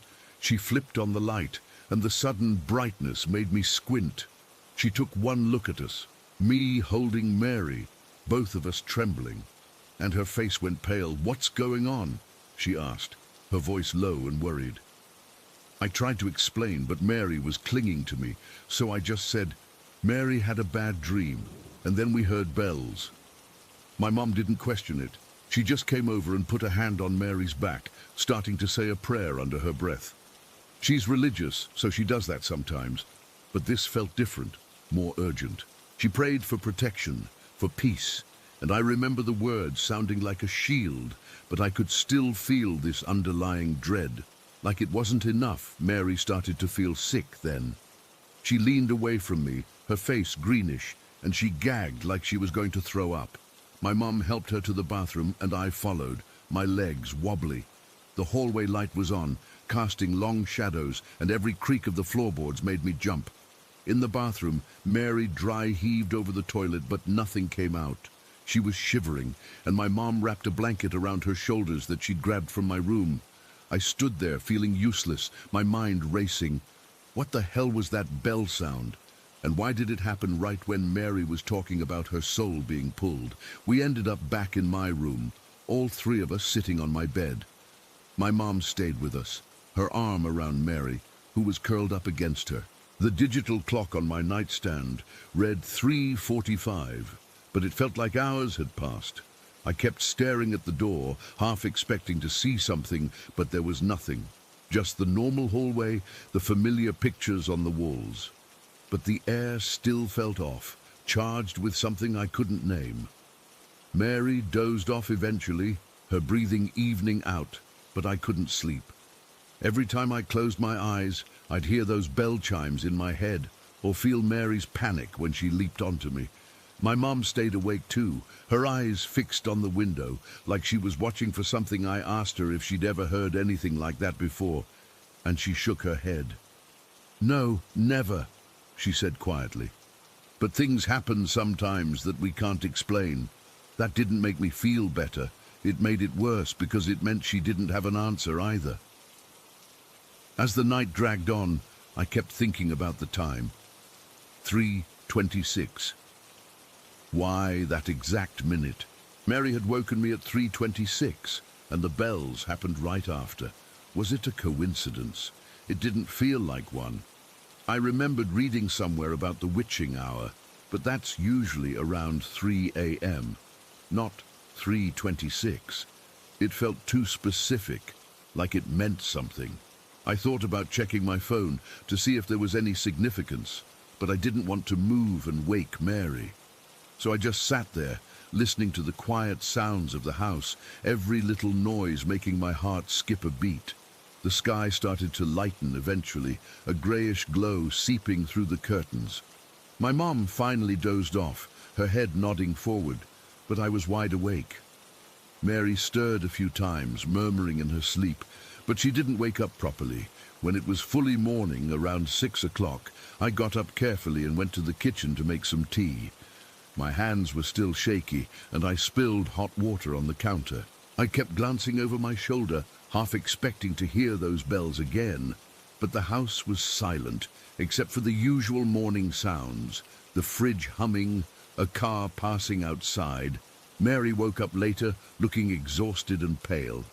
She didn't say much, just sipped the tea I made her and stared into space. My mum tried to talk to her about what happened, but Mary just shook her head and said she didn't want to discuss it. I could tell she was scared and maybe embarrassed, like it was something she shouldn't have shared. But I couldn't stop thinking about it all day. I felt on edge, jumping at every little sound. I kept checking the time, watching the clock tick toward 3:26 in the afternoon, half expecting something to happen, but it was just a normal day. Normal, except for the fear that had settled deep in my gut. That night, we all went to bed early, but I don't think any of us slept well. I lay awake for hours, staring at the ceiling, listening for any sound. Mary's room was quiet, but I could feel her fear through the wall. My mom checked on us a couple of times, her footsteps soft on the hallway carpet. I must have fallen asleep eventually, because I woke up with a start around 3 a.m., my heart racing. I lay there, frozen, waiting for something, but nothing happened. No bells, no Mary shaking me awake. Just the dark and the silence. In the days that followed, we tried to move on, but it was like a shadow had fallen over the house. Mary started sleeping with a nightlight, and I kept my door open a crack, just in case. We looked up the significance of 326 online, but all we found were vague references to angel numbers or random superstitions. Nothing that explained why Mary felt her soul being pulled or why we heard those chimes. It's been weeks now, and sometimes I still wake up at night, my ears straining for any sound. I can't shake the feeling that something happened that we'll never understand, and that those bells might ring again when we least expect it. Story 18. I was just sitting on the sofa with my girlfriend, the one I've been with for about 2 years now. We were having one of those lazy Sunday afternoons where you don't really do much, just talking, maybe scrolling through our phones, the TV on low in the background for noise. It was around 3 in the afternoon, and the light was starting to fade a little, casting long shadows across the living room. We'd been chatting about nothing important, like what to have for dinner or some show she wanted to watch later. Normal stuff, you know. The kind of day where everything feels safe and boring in the best way possible. I was leaned back into the cushions, one arm draped over her shoulders, and I remember feeling the rough texture of the sofa fabric against my skin. It's this old thing we got from a thrift store, kind of scratchy but comfortable in a familiar way. My girlfriend was nestled against me, her warmth seeping through my shirt, and I could smell her shampoo, something fruity, like apples. We were both relaxed, not a care in the world, or so I thought. Then it happened. Out of nowhere, my eyes drifted toward the door to the hallway. It's a plain white door, nothing special, with a small brass knob and a faint scratch near the bottom from when we moved in. For about 2 seconds, I saw this white, thin smoke moving across it. Not like cigarette smoke or anything thick. It was wispy, almost transparent, but definitely there. It sort of drifted from left to right, slow and deliberate, like it had a mind of its own. My breath caught in my throat, and I felt this immediate chill, like someone had dumped ice water down my back. I stiffened up, my fingers digging into the sofa cushion without me even realizing it. "Did you see that?" I asked, my voice coming out tighter than I meant it to. She turned her head, following my gaze. "See what?" "That smoke on the door," I said, pointing, my hand shaking a little. It was right there, moving. She squinted, then shook her head. "I don't see anything. Maybe it's a reflection or something." But I knew it wasn't the way it moved. It wasn't like light playing tricks. It had substance, however faint. I pushed myself up from the sofa, my legs feeling wobbly, and walked over to the door. My heart was pounding so hard I could feel it in my ears, a dull thumping that made everything else seem distant. I ran my hand over the door's surface. It was cool and smooth, no dust, no webs. I checked the area around it. No vents, no open windows letting in breeze. The air in the room was still, heavy with the scent of the lavender candle we'd lit earlier. I even pulled out my phone, thinking maybe the screen had reflected something, but the angle was all wrong. The light from the window was on the other side of the room, and it wasn't bright enough to cause illusions. My girlfriend stayed on the sofa, watching me with this puzzled look, like I was overreacting. "Maybe you're just tired," she said, her voice gentle but dismissive. "We stayed up late last night." But I wasn't tired. I felt wide awake, hyper-aware of every little sound, the hum of the fridge, the faint rustle of leaves outside. My skin was prickling, like tiny needles were poking at me. I sat back down, but I couldn't relax. My eyes kept darting back to the door, half expecting to see it again. And then, about a minute later, it happened once more. This time, it was shorter, just for 1 second, but it was the same white smoke drifting in the same path.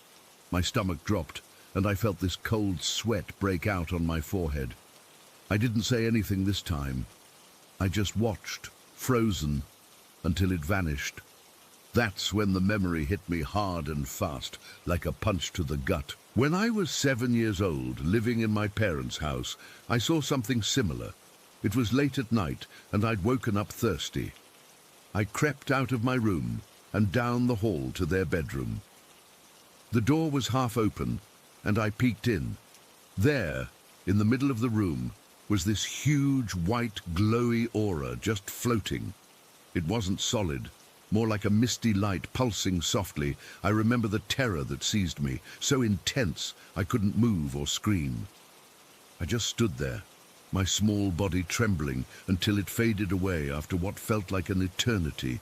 I never told anyone, not even my parents, because I was afraid they'd think I was crazy.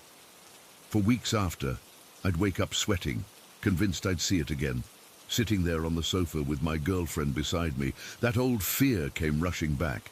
It wasn't just a memory. It was like I was 7 again, feeling that same helpless dread. My hands were clammy, and I had to clench them to stop them from shaking.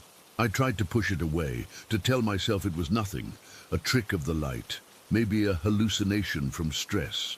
But deep down, I knew better. This wasn't the first time, and that made it so much worse. The rest of the afternoon dragged on. We tried to go back to our conversation, but I was distracted, my mind racing. Every time I looked at the door, my pulse would spike. I kept replaying the smoke in my head, how it moved so smoothly, almost gracefully, like it was alive. It didn't vanish abruptly, it just dissipated, fading into nothing. No sound, no smell, just that eerie visual. My girlfriend noticed I was off, and she kept asking if I was okay. I lied and said I was just a bit headachy, but the truth was, I felt like I was on the edge of something I couldn't understand. As the evening wore on, the room grew darker, and the shadows deepened. We turned on a lamp, casting a warm glow, but it didn't help much. I found myself staring at the door more often, half hoping I'd see it again to confirm it was real, half terrified that I would. My body was tense, my shoulders aching from how rigid I was holding myself. I could feel the weight of the silence between us, even with the TV murmuring in the background. At one point, I got up to use the bathroom, and I had to pass that door. My steps were slow, cautious, like I was walking through a minefield. I kept my eyes fixed on it, but nothing happened. The hallway felt colder than the living room, and I shivered, wrapping my arms around myself. When I came back, my girlfriend was on her phone, oblivious, and I envied her normalcy. How could she not feel the shift in the air? How could she not sense the unease that had settled over me like a heavy blanket? I sat back down, and we tried to watch a movie, but I couldn't focus. My mind kept drifting back to that smoke and the aura from my childhood. The similarities were unsettling, both white, both glowing in a way, both appearing out of nowhere. I started wondering if it was the same thing, following me through my life. The thought made my skin crawl. I've always been a logical person, someone who looks for explanations. I've read about sleep paralysis, hallucinations from fatigue, even carbon monoxide poisoning, but none of it fit perfectly. I checked the carbon monoxide detector last month. It was fine. I wasn't sleep deprived or stressed out more than usual. As night fell, around 8 o'clock, we decided to order food. I was relieved for the distraction. While we waited, I found myself glancing at the door every few seconds, my heart skipping a beat each time. The memory of the aura was vivid in my mind. I could still picture the way it pulsed, like a slow heartbeat, and how the room had felt charged, electric. I remember the cold floor under my bare feet, the way my pajamas clung to me with sweat. Back then, I'd run back to my room and hid under the covers, too scared to move until morning. Now, as an adult, I felt just as powerless. When the food arrived, we ate in near silence. I picked at my meal, my appetite gone. My girlfriend tried to lighten the mood, joking about something she saw online, but I could only manage a weak smile. My thoughts were consumed by what I'd seen. Why the door? Why now? I've lived in this apartment for a year, and nothing like this has happened before. No strange noises, no feelings of being watched, just this one incident that brought everything crashing back. After dinner, we cleaned up, and I made sure to avoid looking at the door as much as possible, but it was like a magnet pulling my gaze.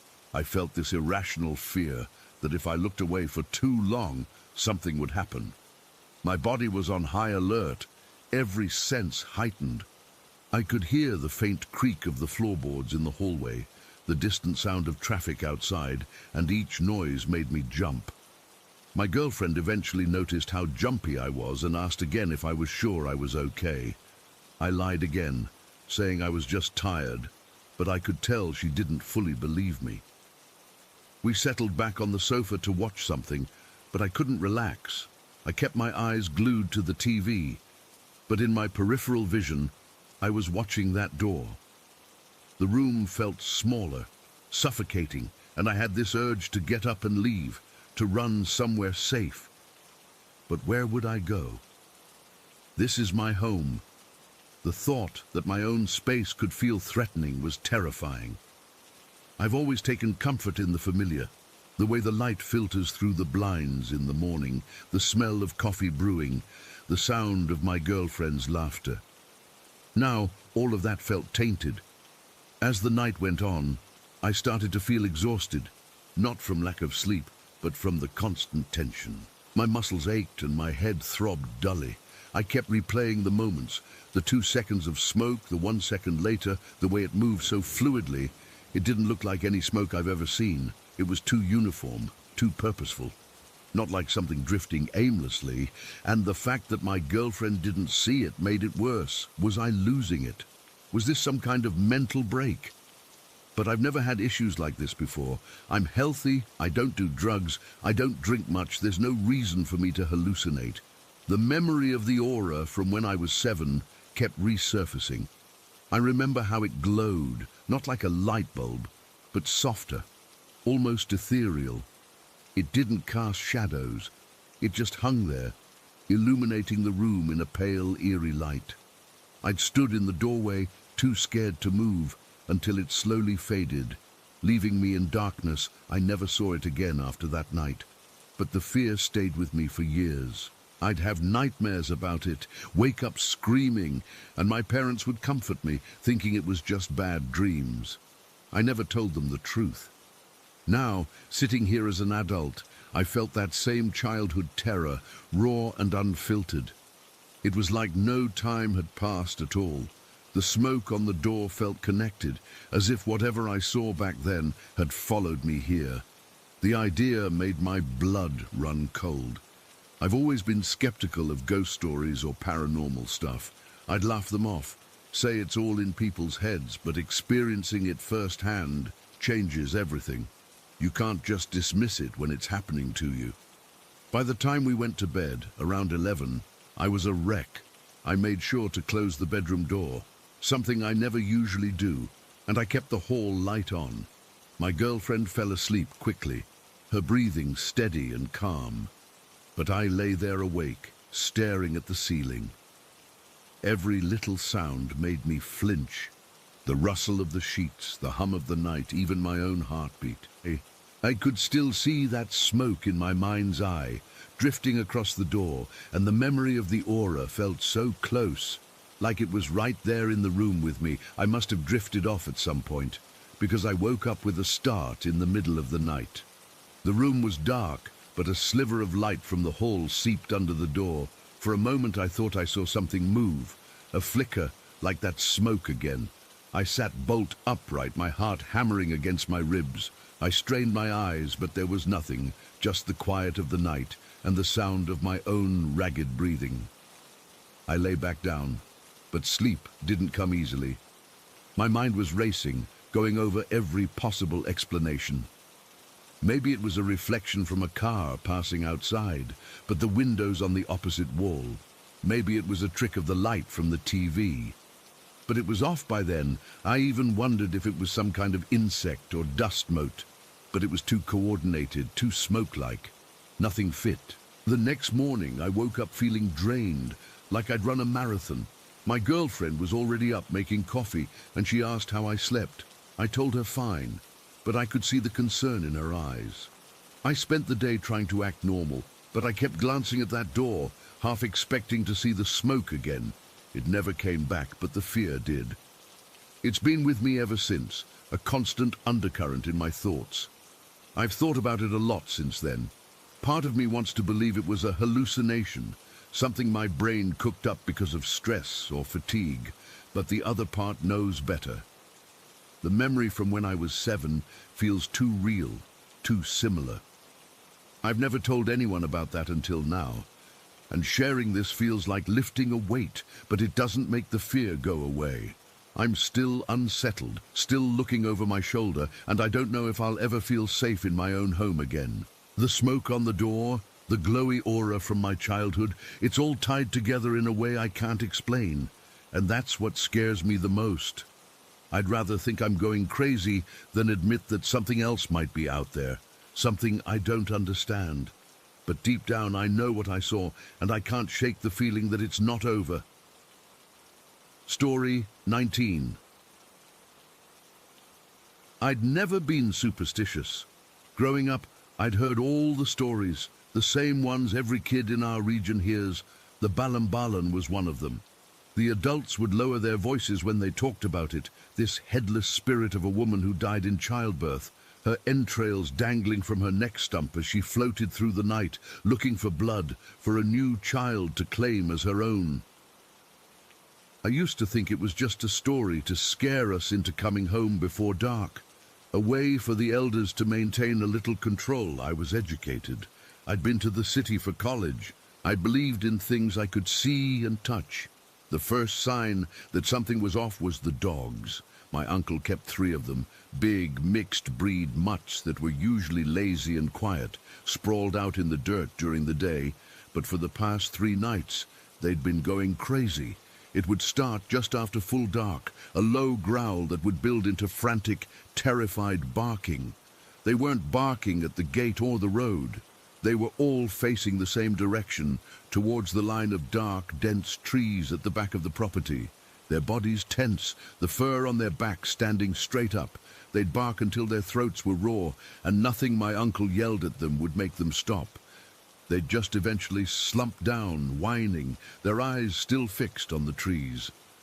That afternoon I saw my uncle hanging things around the house. He was a serious, quiet man, not prone to dramatics. He was tying bundles of garlic and thorny branches from a lemon tree above every window and door frame. I remember leaning against the door jamb, watching him struggle with a piece of twine. "Still doing the old magic, Uncle," I said, a smile in my voice. He didn't look at me, his fingers carefully securing the knot. "It's not magic. It's protection. For the baby." "Protection from what? Mosquitoes?" I chuckled. He finally turned, and his eyes were completely earnest, completely devoid of humor. "The dogs aren't barking at nothing, boy. They smell it. They hear it. The Balambalan is drawn to new mothers and their babies. The blood calls to it." I just shook my head and walked away, feeling a little sorry for him. It was sad, I thought, to be so trapped by old fears. I went back to scrolling through my phone, the real world firmly in my grasp. Night fell, and with it the usual chorus of insects and frogs. But underneath it all was a new tension. The aunties had gone home, and the house was quieter. Annie was asleep in her room with the baby, exhausted. My uncle had double-checked all the garlic and lemon branches before retiring to his room. I was on a mattress in the main living area, the one closest to the kitchen. It was my job to be nearby if Annie needed anything during the night. I must have fallen asleep, because the next thing I knew, I was jolted awake by a powerful thirst. My mouth was bone dry, my throat scratchy. The air in the room was thick and hot. The house was silent, the kind of deep silence that only happens in the dead of night in the countryside. No cars, no distant music, nothing. Just the hum of the refrigerator from the kitchen. I pushed myself up, the thin sheet sticking to my skin. The floorboards were cool under my bare feet. I padded into the kitchen, the darkness barely held back by the faint glow of a nightlight plugged in near the sink. I found a glass, filled it from the water filter and drank it down in a few long gulps. The water was cool and felt amazing. That's when I heard it. It wasn't a loud sound. At first I thought it was the fridge making a weird noise or a frog outside, but I stood there frozen, the empty glass in my hand, and listened. Squelch, squelch, squelch. A wet, dragging sound, like someone was slowly pulling a sopping wet mop across the gravel path outside, but heavier, more organic. It was coming from the side of the house, the side with the windows that looked out towards the dark trees. My heart, which had been beating normally a second ago, suddenly kicked into a frantic, hammering rhythm. My first thought, the rational one, was that it was one of the dogs. Maybe it was sick, throwing up or something, but the sound was wrong. It was too slow, too deliberate, and the dogs were silent. They should have been barking their heads off at a noise like that. The complete absence of their barking was somehow more frightening than the sound itself. I moved slowly on pure instinct towards the large window in the living room that looked out onto that side yard. The curtains were thin, white cotton. I didn't turn on any lights. I just crept forward, my breath held tight in my chest, and peered through the gap between the curtain and the wall. The moon was out, a pale, sickly sliver that gave just enough light to see shapes and shadows. The gravel path was there, leading from the trees to the house, and on that path, something was moving. It was a figure floating about a foot off the ground. My brain struggled to process what I was seeing. It was the shape of a person, but it was all wrong. There was no head on its shoulders. Instead, a woman's head hung from its chest, suspended by what looked like a tangled mess of veins and tubes. Long, straight black hair framed the face, which was tilted upwards, the eyes wide open. They were the most horrifying eyes I have ever seen. They weren't just white. They were bloodshot, the red veins so pronounced they looked like cracks in porcelain, all leading to pupils that were black pits, absorbing the weak moonlight. The head wasn't lifeless. It was alive, its gaze fixed, unblinking on the house, on the window where the baby's room was. Below the hanging head, swaying with its slow, floating movement, were its entrails, coils of intestine, dark and glistening in the dim light, draped down like a grotesque skirt. They brushed against the gravel, and with every forward motion they made that sound, that wet, sickening squelch, as they dragged over the small stones. It was the balambalan. It was real. Every ounce of skepticism, every rational thought I'd ever had, evaporated. This wasn't a story. This was a physical thing, a being of nightmare made flesh and blood and viscera, moving through the real world, right outside my window. The fear that locked my body in place was a physical force. It was a coldness that started in my stomach and spread outwards, turning my limbs to lead. I couldn't move. I couldn't scream. I couldn't even look away. My lungs felt like they'd forgotten how to work. I was just a pair of eyes trapped, witnessing this impossible horror. It was moving towards the house, towards the room where Annie and her newborn son were sleeping. Its pace was slow, relentless. It didn't walk. It glided, the dangling organs leaving a dark, wet trail on the pale gravel. My eyes, wide with terror, darted up to the doorway of the baby's room. My uncle's garlic and lemon branch was there, tied neatly above the frame. It looked so pathetic, so foolish. A bunch of kitchen herbs against that. The balambalan reached the wall of the house.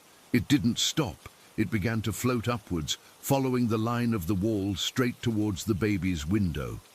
The head, hanging from its chest, never changed its expression.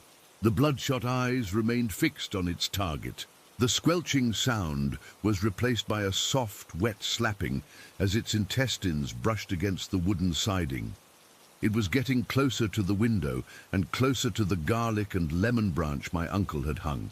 When it was within a few feet of the doorway, it happened. The bundle of garlic and thorns didn't shake or rattle. It began to smoke, a thin grey wisp at first, then it thickened, turning black. A sharp, acrid smell, like burning hair and ozone, hit my nostrils even through the window glass.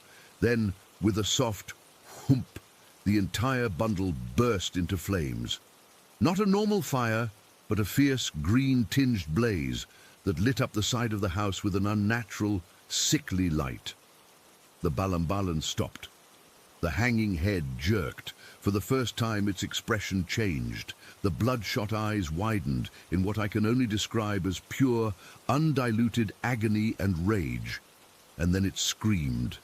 It wasn't a human sound. It wasn't an animal sound.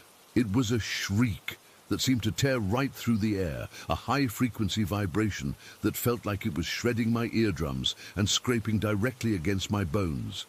It was a sound of immense pain and ancient hatred, a noise that shouldn't exist in this world. The windows in the house rattled in their frames. I felt the scream in my teeth. In the stark green light of the burning garlic, I saw every detail of the entity. The pale skin of the woman's face, the individual strands of her long black hair, the slick, pulsating sheen of the organs dangling beneath her. The scream seemed to go on forever, sucking the air out of the night. And then it vanished. It didn't turn and float away. It didn't fade. 1 second it was there, screaming its horrific scream, illuminated by the supernatural fire, and the next second it was just gone. The space where it had been was empty. The green flames on the garlic bundle snuffed out instantly, leaving behind a charred, blackened clump and the overwhelming smell of burning. The silence that rushed back in was deafening. It was heavier and more profound than the silence before. My body was still frozen. I was still clutching the empty water glass, my knuckles white. I could hear my own heart pounding in my ears, a frantic, panicked drumbeat. I stayed there, pressed against the wall for what felt like an hour, just staring at the empty space outside the window, at the dark, wet trail on the gravel that was already starting to soak into the ground. Slowly, feeling returned to my limbs, bringing with it a violent, uncontrollable trembling. My teeth started to chatter. I managed to stumble back to my mattress and sit down, my entire body shaking. I didn't sleep again that night. I just sat there, staring into the darkness, replaying what I had seen over and over in my head. The next morning, my uncle was the first one up. I heard him moving around, and then he stopped. I knew he had seen the charred remains above the baby's door and the stain on the gravel. He came into the living room and looked at me. I must have looked as bad as I felt, pale, wide-eyed, still shaking. He didn't ask me what happened. He just looked at me, and his eyes held no "I told you so." They just held a deep, weary sadness and a shared understanding of a terror I could never have imagined. I never laughed at the old stories again. I couldn't. I had seen the proof, smelled its burning, heard its scream. I finally understood why the elders never joked about these spirits. It wasn't about control. It was about a real, palpable danger that existed just on the other side of the darkness, a horror that was waiting, patient and hungry, for a moment of weakness. And sometimes all that stands between it and what you love most is a bunch of garlic, some thorns, and a faith you never knew you needed. I looked out the window at the brightening day, at the ordinary, familiar world, and I knew, with a certainty that chilled me to my soul, that nothing would ever feel truly ordinary again. The thing I saw, the wet sound it made, the way its eyes were just fixed on that window, and then the way it was just gone, like it was never there at all, except I know it was. I know what I saw, and I still don't know how to explain it. Story 20.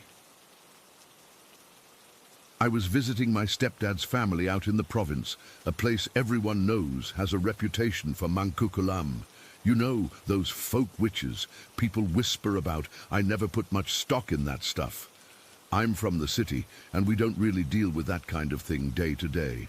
But being there, surrounded by all these old traditions and superstitions, it kind of gets under your skin, even if you don't believe it. The air feels heavier, the silence in the afternoons is deeper, and there's this unspoken rule among the locals to respect the old ways. I was just there for a short visit, maybe a week, and I tried to keep an open mind, but honestly, I was mostly bored and missing home. That day started out normal enough.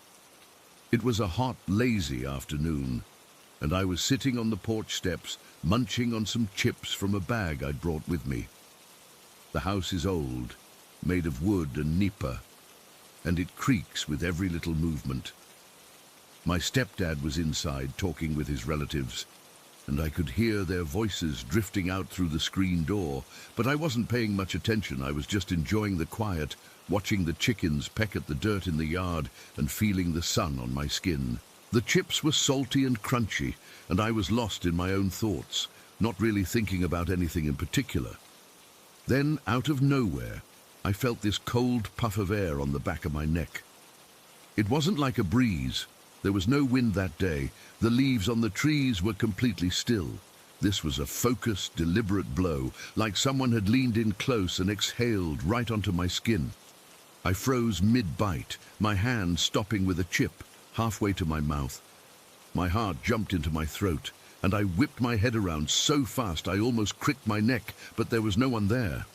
The porch was empty behind me, the yard was empty, and the only sound was the distant chatter from inside the house.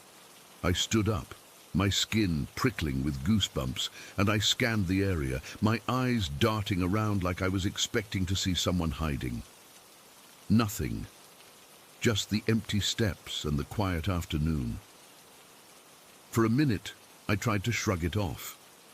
Maybe it was my imagination or a trick of the heat, but that feeling lingered, a cold spot on my neck that made the hairs stand up.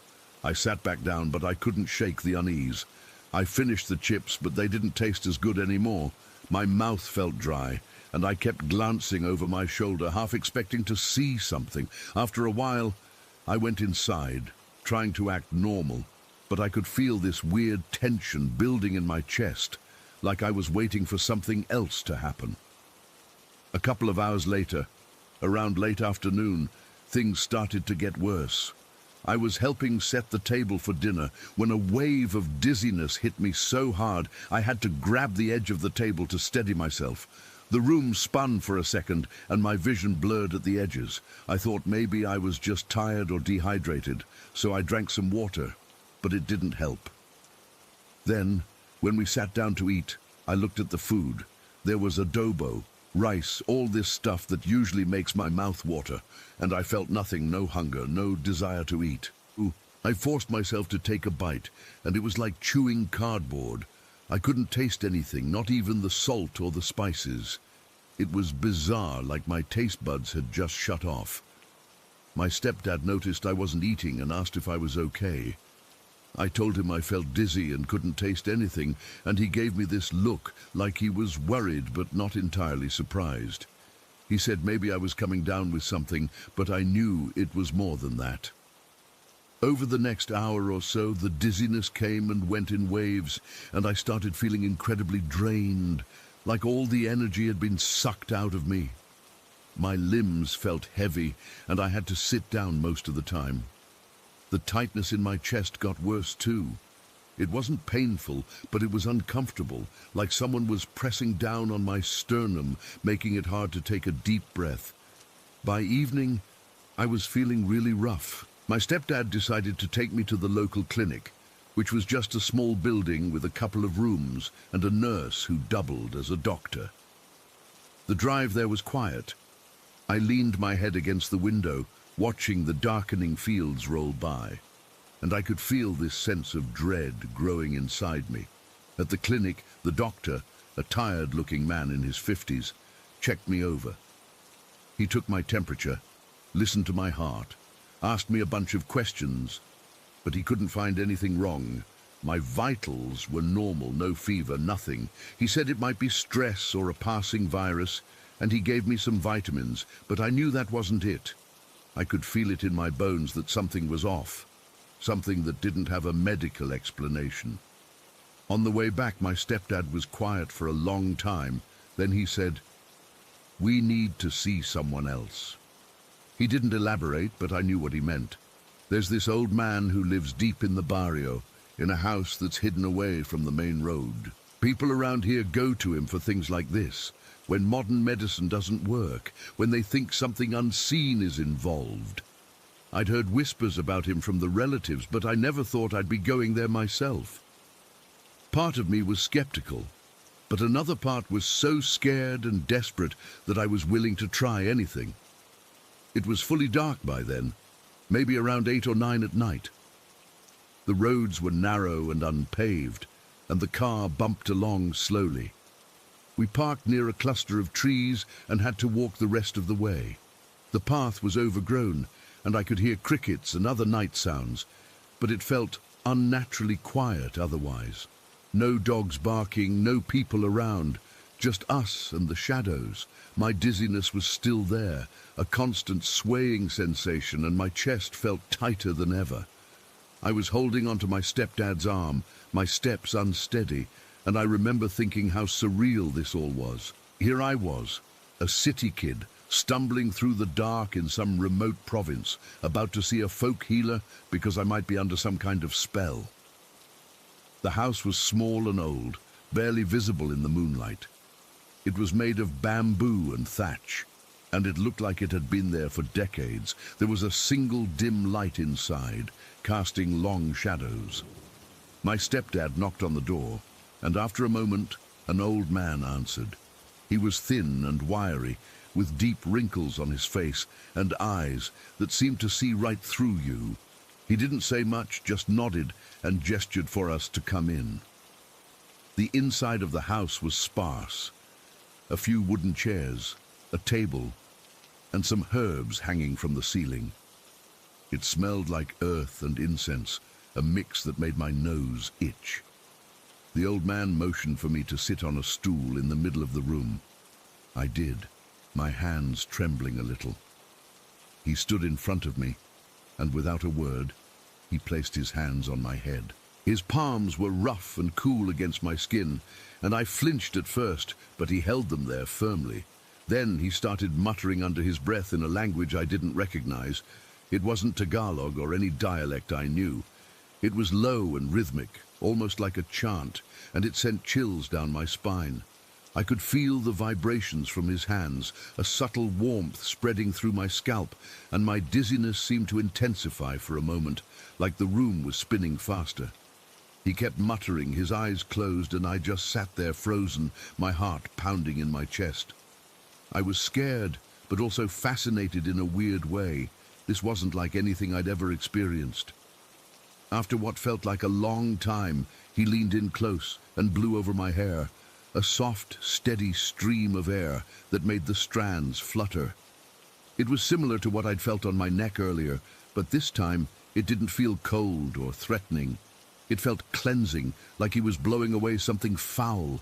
Then he stepped back, went to a small shelf, and came back with a tiny bottle and a dropper. He put a few drops of this clear, oily liquid into a shot glass and handed it to me. "Drink," he said, his voice raspy but firm. I took it, my hand shaking. The oil was bland, almost tasteless. Just a slight slickness in my mouth. I swallowed it, and it went down easily, but I didn't feel any immediate change. The old man nodded like that was it, and my stepdad thanked him.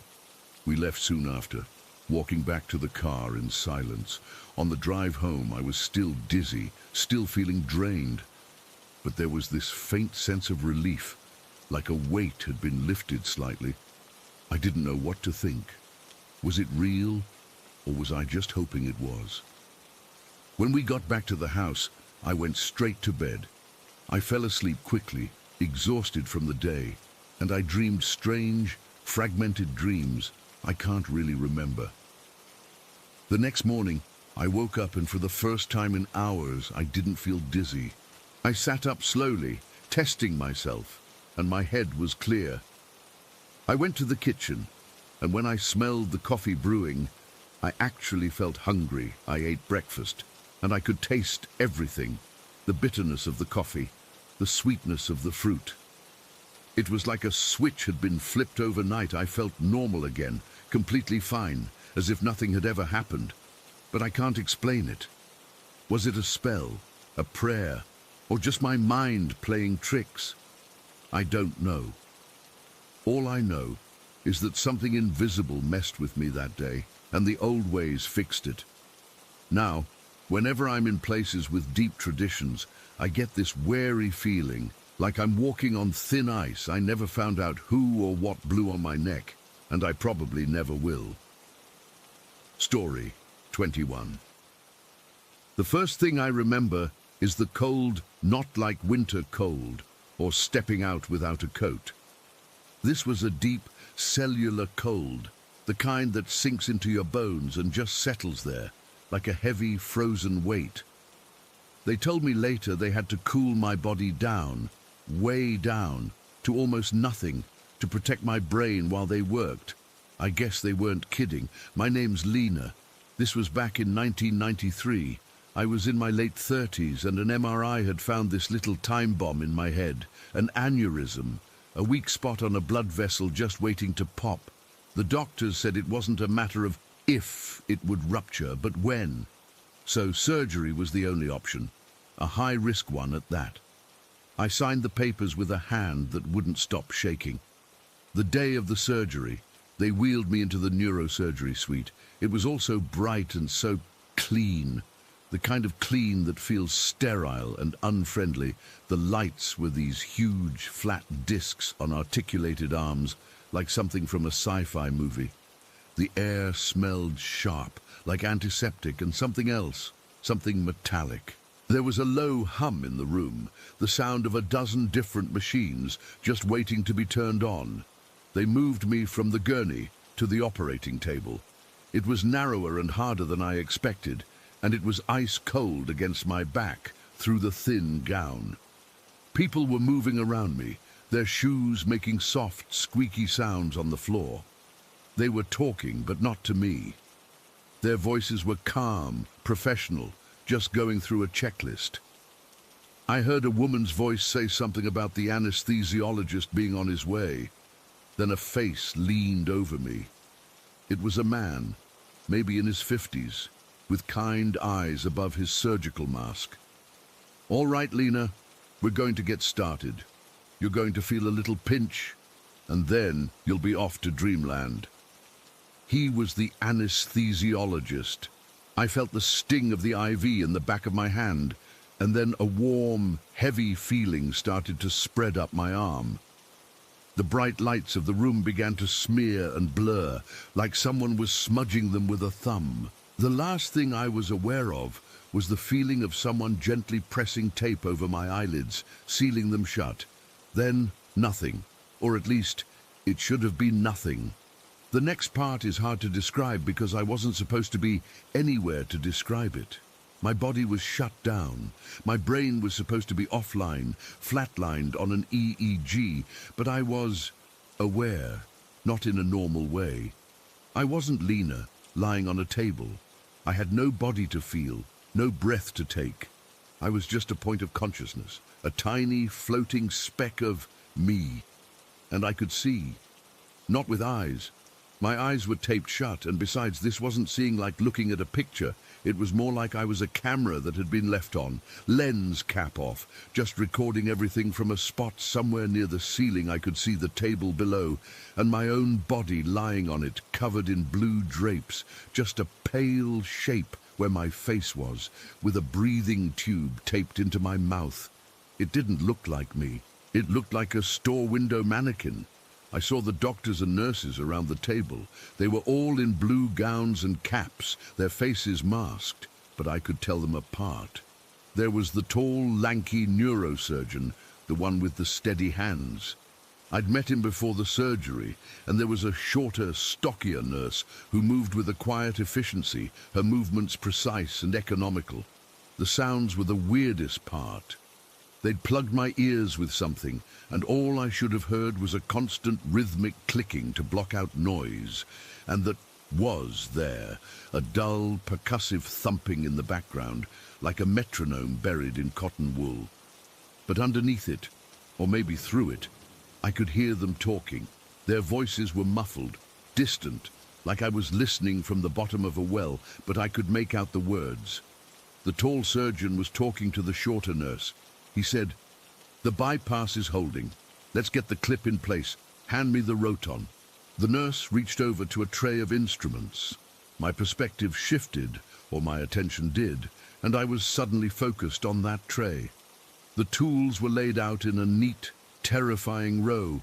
They were made of polished steel, and they looked brutal. There were things that looked like long, delicate ice picks, and others with fine, hook-like ends. And then I saw one that looked completely out of place. It was a small, handheld device, about the size of an electric toothbrush. It had a grey, ridged grip and a little blunt-nosed tip. It even had a cord coming out of the end. It looked so mundane, so silly, sitting there amongst all those other sinister, precise instruments. The nurse picked it up and handed it to the surgeon. He took it, and I heard a low, buzzing whine as he pressed a button on its side. He brought it towards my head, towards where I knew my skull was open. The sound wasn't loud, but it was distinct, a high-pitched, vibrating hum. Then the stockier nurse spoke, her voice a little clearer. "The suction's clear. Are we ready for the final irrigation?" The surgeon, his hands deep in the field of blue drapes that was my head, replied, "Almost. Just let me secure this. The aneurysm neck is perfectly visible. It's a textbook case." Textbook. He said it was a textbook case. I held onto that word. It was an anchor. Then a feeling of immense, overwhelming pressure started to build. It wasn't a physical feeling, because I had no body to feel it. It was a pressure on my consciousness itself, like I was being squeezed out of existence. The image of the room began to flicker, like a bad TV signal. The sounds of their voices and the buzzing tool started to warp and stretch, slowing down into a deep, groaning drawl. The cold, which had been a constant background presence, became absolute. It was the cold of deep space, of nothingness. I felt myself being pulled backwards into a silent black void that had been waiting just behind it all. The last thing I was aware of was the sensation of falling endlessly into that silent, frozen dark. Waking up was like being dragged up from the bottom of the ocean. It was a fight, a slow, painful ascent through layers of thick, syrupy unconsciousness. The first sensation was pain, a deep, throbbing ache that seemed to radiate from the very center of my skull. Then came the light, stabbing through my closed eyelids. I groaned or tried to. My throat was raw and sore from the breathing tube. A nurse's face swam into view. "Lena, you're in the recovery room. The surgery is over. You're okay." It took days for the fog to really lift. I was in the ICU, hooked up to monitors that beeped and whirred, a constant reminder of how fragile it all was. My head was wrapped in bandages, and every movement sent a fresh jolt of pain through me. But as the heavy drugs began to wear off, the memories started to surface. Not memories of before, but memories of during. At first, I dismissed them as vivid dreams, hallucinations from the anesthesia, but they were too specific, too real. They didn't have the fuzzy, illogical quality of dreams. They were sharp, clinical, and loaded with a strange, detached emotion. A week or so after the surgery, I was finally stable enough to have visitors, and my neurosurgeon came by on his rounds. He looked tired but pleased. He checked my chart, shone a light in my eyes, and asked me how I was feeling. "Sore," I managed to croak out. My voice was a rough whisper. I took a sip of water from the cup the nurse held for me. the straw feeling clumsy in my mouth. Then, gathering my courage, I said, "Doctor, I remember some things from the surgery." He gave me a gentle, patronizing smile. "That's very common, Lena. The mind can play tricks under anesthesia. You probably heard some things in the operating room before you were fully under." "No," I insisted, the effort making my head pound. "It was during I saw the tools." His smile didn't falter. "Okay, what kind of tools?" I described them. The long, pick-like ones, the hooks. And then I said, "And there was one, it looked like an electric toothbrush. It was grey, with a ridged handle. It made a buzzing sound when you turned it on." The smile vanished from his face. It didn't just fade, it was wiped away, replaced by a look of pure, unadulterated shock. His eyes widened slightly, and he just stared at me for a long moment. The friendly, professional demeanor was gone. He looked spooked. You couldn't have seen that," he said, his voice low and careful. "Your eyes were taped shut, and you were under, deep under. Your EEG was isoelectric, flatline. There was no brain activity to process visual stimuli." "I heard you too," I whispered, the terror starting to creep up my spine, cold and sharp. "You were talking to the nurse, the short, stocky one. You asked for the Roton, and you said the aneurysm neck was perfectly visible. You said it was a textbook case." He took a step back from my bed. I saw him physically recoil. The color drained from his face. He looked from me to the nurse standing by the door, then back to me. "Lena," he said, and his voice was now hushed, almost reverent with fear. "That's impossible. You were in electrocerebral silence. You were not there. Do you understand? There is no medical explanation for what you are describing, none." He left the room quickly after that, muttering something about checking my chart again. I was left alone with the beeping of the monitors and a new, profound kind of terror. It wasn't the fear of the surgery, or of pain, or even of death. This was something else. This was the fear that everything I knew, everything science and medicine told me was true, was wrong. The cold I had felt during the surgery hadn't just been the physical cooling of my body. It was the cold of a place I wasn't supposed to be able to go. The awareness I had wasn't a dream. It was real. My consciousness, my self, had somehow come untethered from my physical brain. It had floated there, in that bright, sterile room, watching as doctors worked on the empty shell of my body. The thought was too big, too horrifying to fully hold in my mind. If I wasn't my brain, then what was I? Where had I been? The idea that we are just our bodies, that when the brain stops, we stop, that was a comfort. It was a known quantity. This was chaos. This was a glimpse behind the curtain of reality, and what I saw there was a mystery so vast and so chilling that it defied any understanding. I never got an explanation. The doctors ran more tests, scratched their heads, and finally settled on calling it an unprecedented neurological anomaly. A fancy term for, "We have no fucking idea." The stocky nurse confirmed the conversations. She remembered the surgeon saying it was a textbook case. She remembered the Roton instrument, and when I described the electric toothbrush tool, her face went as pale as the surgeon's had. She called it a pneumatic drill, used for the finest bonework. She said it was exactly as I described. So there it is. I lived through a life-saving surgery, only to be left with a terror that eclipses the fear of the aneurysm itself. The aneurysm was a physical thing. It could be mapped, understood, and fixed. This other thing, this awareness without a body, this consciousness that persisted when every monitor in the room declared me gone, that can't be fixed, that can't be explained. It's been years now. The scar on my head has faded to a thin white line.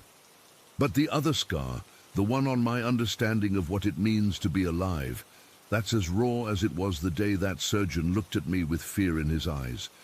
Sometimes, late at night, I'll be lying in bed and I'll feel that same deep cellular cold start to seep into my bones again. And I'll remember what it felt like to be a ghost in the machine, watching myself be repaired, utterly and completely aware in a place where there was supposed to be nothing at all. Story 22. It was a Tuesday, the second week of October, when I brought Clara home. The antique shop was one of those dusty, cluttered places you find on a side street, the kind that smells of old wood and forgotten things. I wasn't looking for anything in particular, just killing time, but she caught my eye. She was sitting on a high shelf, a handmade cloth doll with a simple, stitched-on smile and faded blue dress. Her yarn hair was a mousy brown, and one of her button eyes was slightly darker than the other. She just looked lonely. The shopkeeper, an old man who didn't say much, just took my money and nodded when I picked her up. I didn't think anything of it. It was just a doll. I put her on the living room shelf, right between a stack of my husband's books and a small potted plant. She looked fine there, a little odd maybe, but it was a nice, quirky touch. For the first few days, nothing happened. Life was normal. Then the dreams started. It wasn't just a bad dream. It was the same one over and over, so vivid. I'd wake up with my heart trying to punch its way out of my chest. I was in a stone cellar. I could feel the damp, gritty cold of the stones through my clothes. The air was thick and stale, and it was so dark I could barely see my own hands in front of my face. I was trapped. And I knew, with a certainty that was worse than any fear, that I was going to die in there. I'd always wake up just as this crushing weight settled on my chest, gasping for air that felt too thin. The dreams were bad enough, but then the waking stuff started. It was about 2 weeks after I got her. I got up in the middle of the night to use the bathroom. The house was quiet, just the hum of the refrigerator from downstairs. I was shuffling back to bed, half asleep, when I saw it. A figure standing in the bathroom doorway across the hall. It was just a blur, a distortion in the darkness, like heat haze off asphalt in the summer. It had no real shape, no features, but it was tall, and it was just standing there, watching. My blood went cold. I froze, my hand gripping the doorframe to our bedroom, and I just stared. I couldn't even scream. After a few seconds that felt like hours, it was just gone. The space in the doorway was empty again. I told myself it was sleep paralysis. A trick of the light. I almost believed it. But the next morning, over coffee, my husband Mark looked at me with these tired, worried eyes and said, "You're not going to believe this, but I saw something last night." My stomach dropped. He described the exact same thing. A tall, blurred shape in the hallway, just standing there. He'd thought it was me at first, until he realized I was right beside him in bed, fast asleep. That was the moment the real fear set in. It wasn't just in my head. We both saw it. We started talking, really talking, and we realized the only new thing in the house was Clara. It felt stupid, ridiculous even, to blame a doll, but what else was there? So that afternoon, I took her off the living room shelf. I didn't want to touch her. Her cloth body felt strangely dense, heavier than it should have been. I put her in a cardboard box and shoved it into the very back of the hall closet. Behind a pile of old winter coats, I slammed the door shut and tried to put it out of my mind. And for a little while, it worked. The dreams stopped, just like that. No more stone cellar, no more waking up in a cold sweat. The relief was so powerful it was almost a physical thing. We laughed about it, a little nervously. We'd been stressed, we said, overworked. It was a shared hallucination, a weird coincidence. We wanted so badly to believe that the quiet lasted for about a month. Then my daughter Lily, who was 4 at the time, started having trouble sleeping. She'd wake up crying, saying there was a tall man in her room.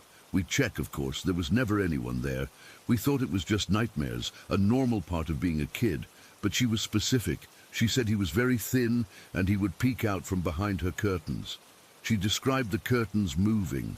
One night, we were all in the living room watching a movie, Mark, me, Lily, and our son Ben, who was just a baby, asleep in my arms.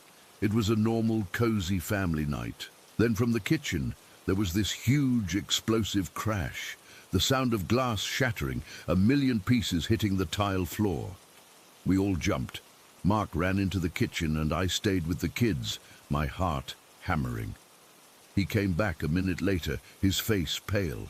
A large glass mixing bowl, one that had been sitting in the middle of the kitchen table perfectly stable, had just exploded. It hadn't fallen. It was like it had burst from the inside out. Shards of glass were everywhere, some of them all the way across the room. That was it for me. The fear came roaring back, 10 times worse than before. My eyes went straight to the hall closet. Without even thinking, I walked over to it. I could feel Mark and Lily watching me. I pulled the door open, shoved the coats aside, and there was the box. I didn't open it. I just leaned close to the cardboard flap and I whispered, my voice shaking so bad I could barely get the words out. "Clara, please stop, please just stop." I know how it sounds, whispering to a doll in a box, but I was desperate, and the thing is, it worked again. The house went quiet. Lily stopped talking about the tall man, no more broken things, the oppressive feeling in the house, the one I hadn't even fully acknowledged until it was gone, just lifted. We were okay, we were careful, we were nervous, but we were okay. We never talked about moving the box. It was like an unspoken rule. That box stayed in the closet, and we could pretend to be normal. This fragile piece held for almost a year. Then, last week, Mark decided he'd had enough. He said it was psychological. He said we were letting a piece of cloth control our lives, that we were giving power to a stupid superstition. He said we needed to get rid of her, to break the cycle. I begged him not to. I had a bad feeling, a deep, cold dread in my gut. But he was determined. He said he was going to take her to the dump the next day. That night, he moved her. He didn't tell me until later.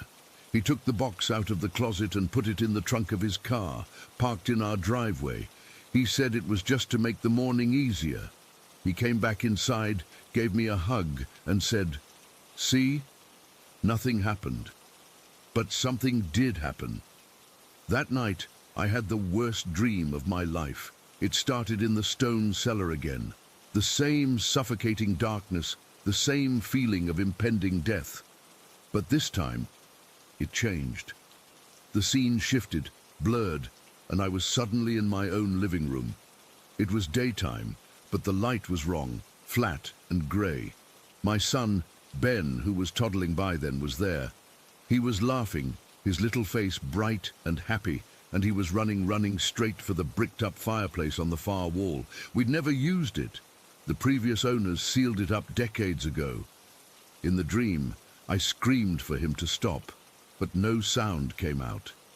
He just kept running, his little legs pumping, heading for a solid wall of bricks. And then I saw her, Clara. She wasn't in a box or on a shelf. She was on the floor, in the middle of the room, but she wasn't just lying there. She was tied up. Thick, rough-looking rope was wound around her cloth body, pinning her arms to her sides, and her head was tilted down. And her smile, her simple, stitched-on smile, looked different. It looked cruel. As Ben ran toward the wall, the wooden blinds on the living room window started to jerk. Not just sway, but jerk. Violently, up and down, like some invisible, furious giant was yanking on the cord. The clattering sound was deafening, a frantic, angry racket that filled the whole house. That's when I felt it. The smoke. It started filling my chest from the inside. I wasn't breathing it in. It was just manifesting deep in my lungs. A thick, hot, acrid smoke that choked me. I couldn't breathe. I was drowning on dry land, in my own living room, watching my son run to his death and a tied-up doll on the floor. I woke up. I didn't just open my eyes. I jolted upright, my body convulsing, a raw, ragged scream tearing out of my throat. My chest was on fire. I could still feel the ghost of that smoke tasted in the back of my throat. I was gasping, clutching at my pajama top, convinced I was going to cough up black soot. Mark was shaking me, his voice panicked, asking what was wrong. It took me a full minute to be able to speak, to remember where I was. The room was dark and quiet. The house was still. There was no smoke. Ben was safe, sleeping in his crib down the hall. I told Mark about the dream, sobbing, the words tumbling out in a hysterical mess. I told him about Ben, about the fireplace, about the blinds, about the rope. And then I told him about the smoke inside me. His face just fell. All his skepticism, his rational explanations evaporated. He looked terrified. He told me he'd moved Clara to the car. We ran downstairs, turning on every light as we went. The living room was undisturbed. The blinds were still. The bricked-up fireplace was just a wall. But the feeling from the dream clung to me, an oily residue of pure terror. We went out to the driveway. The night air was cold. Mark opened the trunk. The cardboard box was there, right where he left it. He didn't open it, he just stared at it, and then he looked at me. We both knew. We brought the box back inside. We didn't say a word. We put it back in the exact same spot in the hall closet, behind the winter coats. We closed the door. We haven't touched it since. Nothing has happened since that night. No dreams, no figures, no broken glass. It's been quiet, but the quiet isn't peaceful anymore. It's the quiet of a standoff. I don't think Clara is just a doll. I think she's a container, a vessel for something that's been wronged, something that is deeply, profoundly angry, and I think we pissed it off by trying to get rid of it. That dream felt like a warning, a very clear, very violent warning. So now I'm stuck. I'm terrified of what might happen if we try to move her again.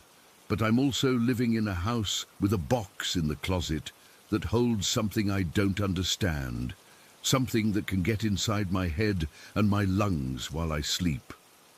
I look at that closet door 20 times a day. I hear a floorboard creak and my whole body goes tense. I watch my kids play and a cold knot forms in my stomach. I'm trapped between being too scared to keep her and too scared to let her go. The doubt is still there, whispering that it's all in my head, but the memory of that smoke in my chest, that's real, that I can't explain, that I can't forget. I just don't know what to do.